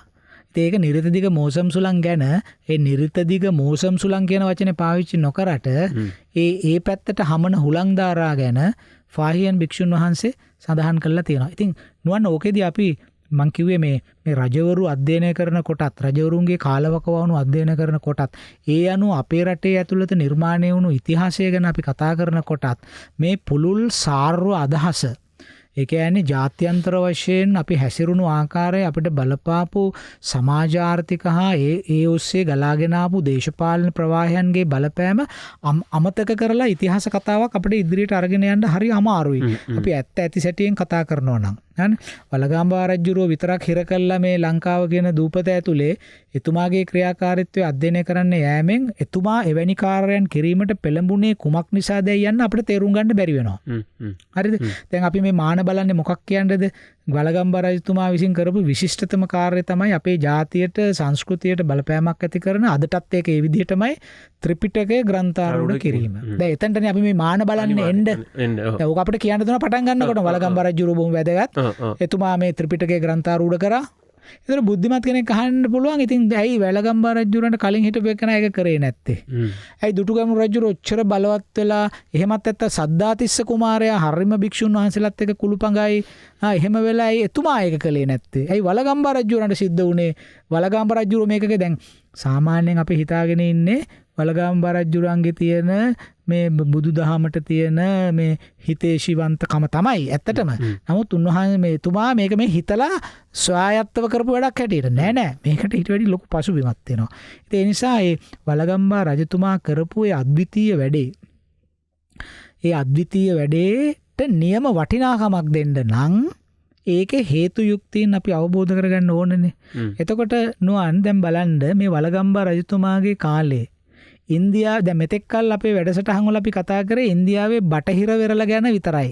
බටහිර පැත්තෙන් ආපු වෙළඳ සම්බන්ධතා මාතොට වරායට. අපි කතා කරේ නෑනේ. ඔව් පාකිස්තානයේ පැත්තෙන් පාකිස්තානයේ පැත්තෙන් ආපු වෙළඳ. අපි කතා කරේ නෑනේ නැගෙනහිර පැත්තෙන් ආපුවා. මොකද නැගෙනහිර පැත්ත අමතක කරන්න බෑ. තාම්‍රලිප්ති කියලා කියන්නේ ගංගානම් ගඟ මූදට වැටෙන තැන. ඒ තාම්‍රලිප්ති පැත්තෙන් ආපු බලපෑම අපිට ඒ වගේම තියෙනවා සම්බන්ධතා. ඒ පැත්තෙන් හුඟක් ජන සංක්‍රමණ සිද්ධ වුණා. අපි ගිය සැරේ කතා කරේ බ්‍රෝච් වරාය පැත්තෙන් ආපු සම්බන්ධතා. ඒ සම්බන්ධතා. දැන් අපි මාරු වෙනවා අනිත් පැත්තට නැගෙනහිර වෙරළ පැත්තට. ඒ කියන්නේ ඉන්දියාව මෙහෙම ගත්තොත් අපි මේ පැත්තෙන් ආපු කතා කරා මේ පැත්තෙන් ආපු කතා කරේ නෑ. හරි අපිට ඒක අමතක කරන්න බෑ. මොකද අපි චීනය සහ අග්නිදේශ ආසියාව සමග සම්බන්ධතා පවත්වන්න අපේ රට සම්පූර්ණයෙන්ම ක්‍රියාත්මක වුණේ අනික නිරිත දිග මෝසම් සුළං වලින් යාත්‍රා කරන්න පුළුවන් වෙන්නේ මේ පැත්තට. දැන් අපි බලමු මේ භික්ෂුන් වහන්සේලා පැමිණියානේ.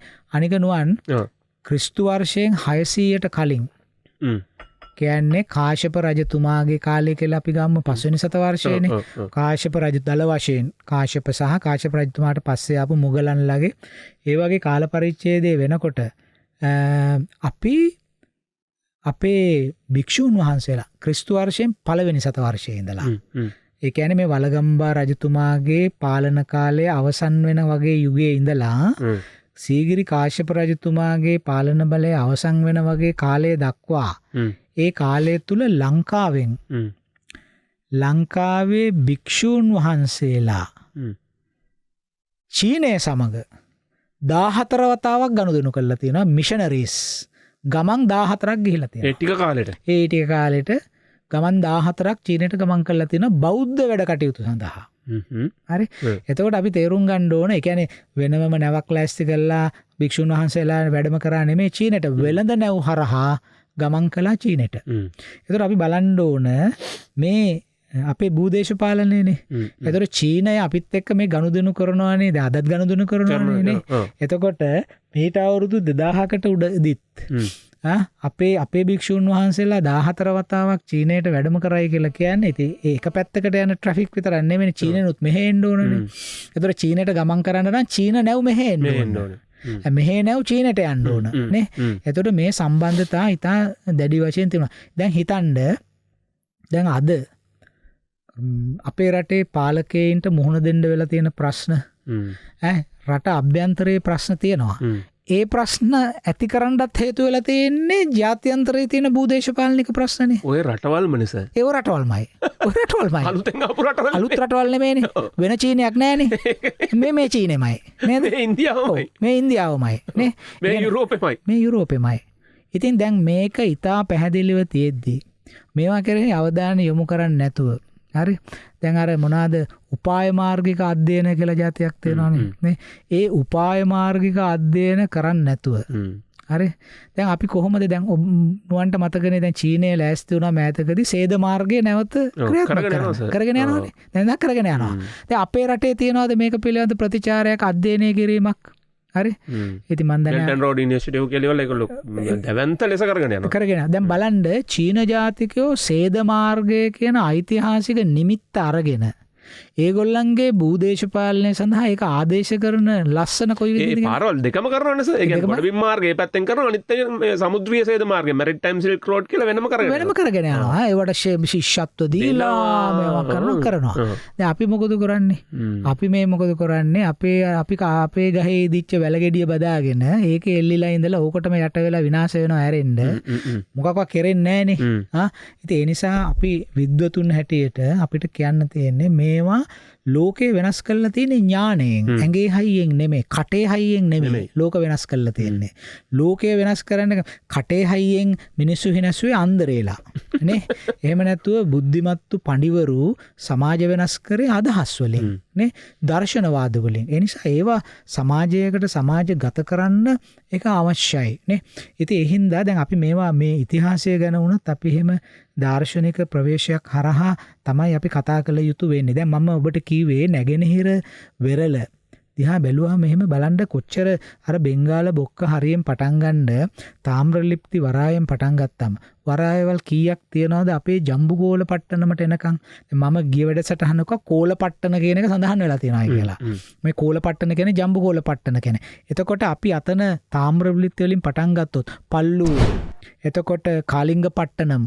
කියන්නේ කාලිංග පටුන කියන කියන්නේ කාලිංග පට්ටනම් දරණිකෝට් අරිකමේඩු කියලා කියන්නේ හරියටම නැගෙනහිර ඉන්දියාවේ වෙරළේ මැද හරිය තියෙන කොටසක්. හරි. එතකොට පුම්පුහාර් ඔහොම ඇවිල්ලා අවසානයේ කෝල පට්ටනම අපේ කෝල පට්ටනම. හරි. එතකොට මේක හරිය ලස්සනට මෙහෙම දිගට තියෙනනේ. ඔය හරහා නැව් ආවනේ ඔක්කොම. ඒ කියන්නේ අපි බෝලයක් අත කැරියම් බම්ෆෙවි යනවා වගේ අර තාම්‍රලිප්ති වරායේ ඉඳන් මේවා වරායට එනකම් මාතොට වරාය දක්වා මාතොට වරායට එන අනිත් පැත්තෙන් කෝල පට්ටනට මේ පැත්තෙන් ගෝකන්න තිත්තට එනවා. හරි. කොහොම ඇවිල්ලා නැගෙනහිරෙන් තියෙන කෝකන්න තිත්ත තිරිකුණාමල වරාය. ඉතින් මේවට ආවා. ඉතින් මේ අන්තර්ජාතික ප්‍රවාහය අන්තර්ජාතික කියන්නේ නොන්නවත්වා ස්පන්දනය වෙන මේ අන්තර්ජාතික බල ක්‍රියාවලිය හරහා තමයි අපි මේ සමකාලීන දේශපාලනය ගැන හදාරන්න ඕන. ඒතර නුවන් දැන් මේ අපි මේවා ගැන තවත් විද්‍යාත්මක පැත්තෙන් බැලුවොත් ඒ මාග්නටික ආශ්‍රයයෙන් අපිට ලොකු බලපෑමක් ඇති වුණා. කියන්නේ බලපෑමක් කියලා කියන්නේ නරකක් නෙමෙයි. නමුත් අපේ ආර්ථිකය සමතුලිත කර ගැනීමට පාලකයින්ට නොනවත්වා ක්‍රියා කරන්න ඕන කියන පීඩනය ලැබුණා. දැන් මං කිව්වා ෆාහියන් භික්ෂුන් වහන්සේ චීනයට යාත්‍රා කරේ නිරිතදිග මෝසම් සුලින් වලින් කියලා තිබුණානේ. ඉතින් ඇත්ත වශයෙන්ම මේ අංශක 10 කෝණයට හැරෙව්වහම මේ උතුරේ සිට අංශක 10ක් කෝණේ හරවලා යාත්‍රා කරාම අපිට නිර්දිග මෝසම් සුළං වලින් සුමාත්‍රා ජාවා පැත්තට අනතුරකින් තොරව යන්න පුළුවන්. මොකද බෙන්ගාල බොක්ක හරහා යන එක ඊටම භයානකයි. සුළි සුළං යාමේ තියෙනවා. විශ්වාස කරන්න බැරි තැනක් නේ බෙන්ගාල බොක්ක. ඉතින් කෙනෙක් අහන්න පුළුවන් නිර්දිග මෝසම් සුළං වලින් යාත්‍රා කරනකොට ඔය අවපාත වලට මොන අංශක 10 යාත්‍රා කරාම ඒගොල්ලන්ට සුමාත්‍රා ජාවා පැත්තට කොහොම ආරක්ෂිතව යන්න පුළුවන්. ඉතින් මේක වර්ධනය වුණානේ. වර්ධනය වෙනකොට නුවන් ඔය වලගම්බා රජතුමාගේ කාලේ තමයි ඊට ආසන්න කාලේ තමයි ආන්ධ්‍රා ප්‍රදේශ් ඒ කියන්නේ ඉන්දියාවේ ක්‍රිෂ්ණ ගංගාව එහෙම තියෙන හරි අපි සිතියම පෙන්වන නිසා ප්‍රශ්නයක් නැහැ. ඒ ප්‍රශ්නේ සාතවාහන කියන රජවරුන්ගේ බලය විකාශය වෙන්නේ.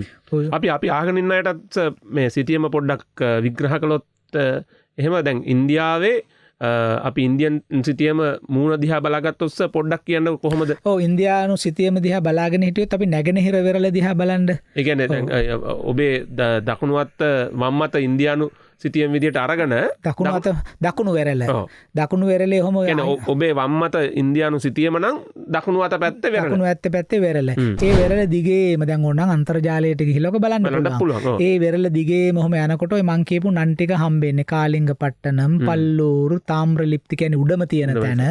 ඊට පස්සේ අරිකමේඩු වාණිජ තිප්පලක් හැටියට තිබුණා. හරිද? එතකොට අරිකමේඩු වල තිබුණා රෝමානු ජාතිකයෝගේ වෙළඳ පොලක්. ඔය ලංකාවට ආපු හුඟා ක්‍රෝමකාසී ඔය අරිකමේඩු හරහා තමයි ආවේ. එතකොට ඒ නිසා ඒකේ වැදගත් වෙළඳ පොලක්. එතකොට මේ විදිහට ඒ අරිකමේඩු කිට්ටුව තියෙන.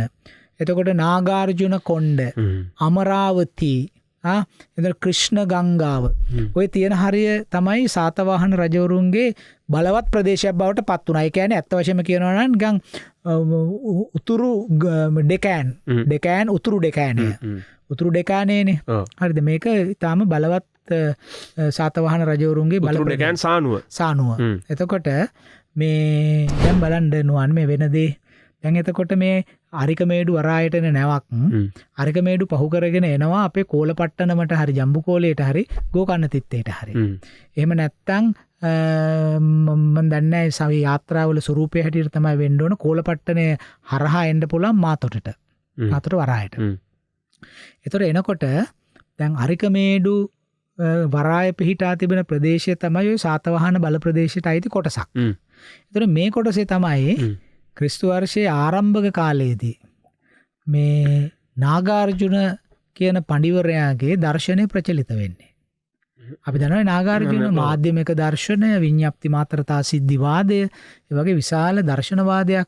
දැන් අත් වශයෙන්ම නාගාර්ජුන ගැන අපේ එහෙම ලොකු ඇස්තමේන්තුවක් නැති වුණාට ලොකු අගය කිරීමක් අවධානයක් නැති වුණාට නොවන් නාගාර්ජුන දෙවනි බුදුවරයෙක් හැටියට සලකන පිරිසක් ලෝකයේ ඉන්නවා. ඒ කියන්නේ ඔහු බෞද්ධයෙක්. නමුත් ඒ බුදුදහම ඊටාම ගැඹුරු දාර්ශනික තලයකින් විග්‍රහ කරන්න. ඒ කියන්නේ අර ශූන්‍යතාවාදය කියන අදහස දියුණු කරන්න නාගාර්ජුන වැඩ කටයුතු කළා. නාගාර්ජුන, ආර්යදේව වගේ චින්තකයෝ රාශියක් හිටියා. ඉතින් සාතවාහන රජවරු තමයි මේ චින්තකයන්ට උදව් කළේ.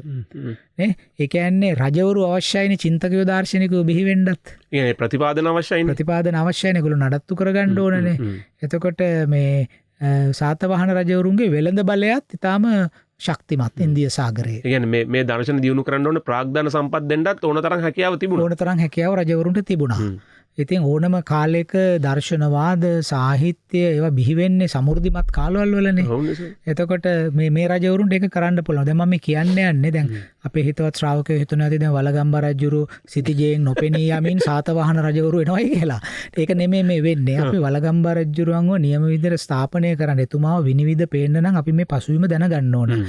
ඒතකොට සාතවාහන රජවරුන්ගේ කාලෙදී මේ ආන්ධ්‍ර ප්‍රදේශවල නාගාර්ජුන වගේ දාර්ශනිකයෝ බිහි වුණාම නාගාර්ජුනගේ දර්ශනයනේ පස්සේ කාලෙක මහායාන කියලා හංවඩු ගැහුවේ. හරිද? එතකොට දැන් බලන්න නුවන් මේ කතාව. දැන් නාගාර්ජුන ඉන්න නාගාර්ජුන කොණ්ඩ අමරාවතී වලට කිට්ටුම අරකමේඩු වගේ වරායල් පහු කරගෙන නැව්වලින් මෙහෙට වෙලෙන්ද එනකොට ඔය නැව්වල එන්න බැරිද අර මතගත්ත මිනිස්සු? ඒ මතය විශ්වාස කරන ඒ මතය ප්‍රචලිත කරන්න කැමති මිෂනරීස් කියන ඒවා. හරිද? තකහණියක් ඒ සඳහාම එන කට්ටියත් ඉන්න පුළුවන්. තකහණියක් ඒ සඳහාම අදට නැවක් නෙමෙයි බස් එකක් ගත්තත් කොච්චර දේශපාලන මතවාද දැන් ඔබ ගමන් කරන බස් එකේ ඇතුළේ කී දෙනෙක්ට මතවාද කීයක් තියෙනවද? ආගම් කීයක් අදානවා? ජාතින් කීයක් ඉන්නවද? නේද? ඒ වගේ සමහර වෙලාවල් වලට ඒ ආපු වෙලෙන්ද මේවා අහගෙන ගෙනාව නෙමෙයි මේ මත ප්‍රකට කිරීමේ අභිලාෂයෙන්ම මේ අය වෙළඳ ගමන් වල ආවා. මේ නැව්වල නැගලා. හරි? මම කියන්නේ යන්නේ නාගාර්ජුනගේ දර්ශනය ඉතා ප්‍රචලිත වුණා. විශාල බලපෑමක් ඇති වුණා. විශාල පිරිසක් මේ නාගාර්ජුනගේ දර්ශනය ගැන හදාරන්න පටන් ගත්තා. මේ ගැන හොඳ අධ්‍යයනයක් කරලා තියෙනවා මැක්ස් වෝල්ස්ද. මැක්ස් වෝල්ස් කියලා මහත්මයෙක් 923 දී. මේ මහත්මයා නාගාර්ජුන ගැන හුඟ විශාල අධ්‍යයනයක් කළා. කළා ඔහු හොඳ පොතක් පළ කරා. ඉතින් මේ මෙතන වෙන්නේ මොකක්ද? මේ වෙළඳ තරංගය සහ වෙළඳ ක්‍රියාවලිය ඉන්දියන් සාගරයේ ප්‍රචලිත වේගන යනකොට ඒ අර අමුතු දර්ශනවාද පැන නැගෙන ගොඩබිම් හරහා ඒ ගොඩබිම් වලට මුහුණ දීලා තියෙන වරායවල් පසු කරගෙන එන නෞකා අපේ වරායන් වලට ගොඩ බැස්සම ඒ නැව්වල ආවේ වෙළඳ බඩු විතරක් නෙමෙයි අදහසුත් ආවා. ඒ අදහස් මේ සමාජය ඇතුළට රිංග ගත්තා. හරි? ඒ රිංග ගත්ත නිසානේ අපේ වංශ කතා කියන්නේ වෝහාරික තිස්ස රජතුමාගේ කාලේ ක්‍රිස්තු වර්ෂයෙන් 269 දී 291 අතර කාලේ එතුමා හිටියේ 3 වෙනි සත වර්ෂේ. එතුමාගේ කාලයේදී මේ වෛතුල්‍යවාදය මේ මහා ප්‍රශ්නයක් වෙලා දුරීභූත කරයි කියලා ඊළඟට ධම්ම දෙය කියලා හඳුන්වන ධර්ම ධාතු ආවයි කියලා. මේ මොනවද මේ එන්නේ?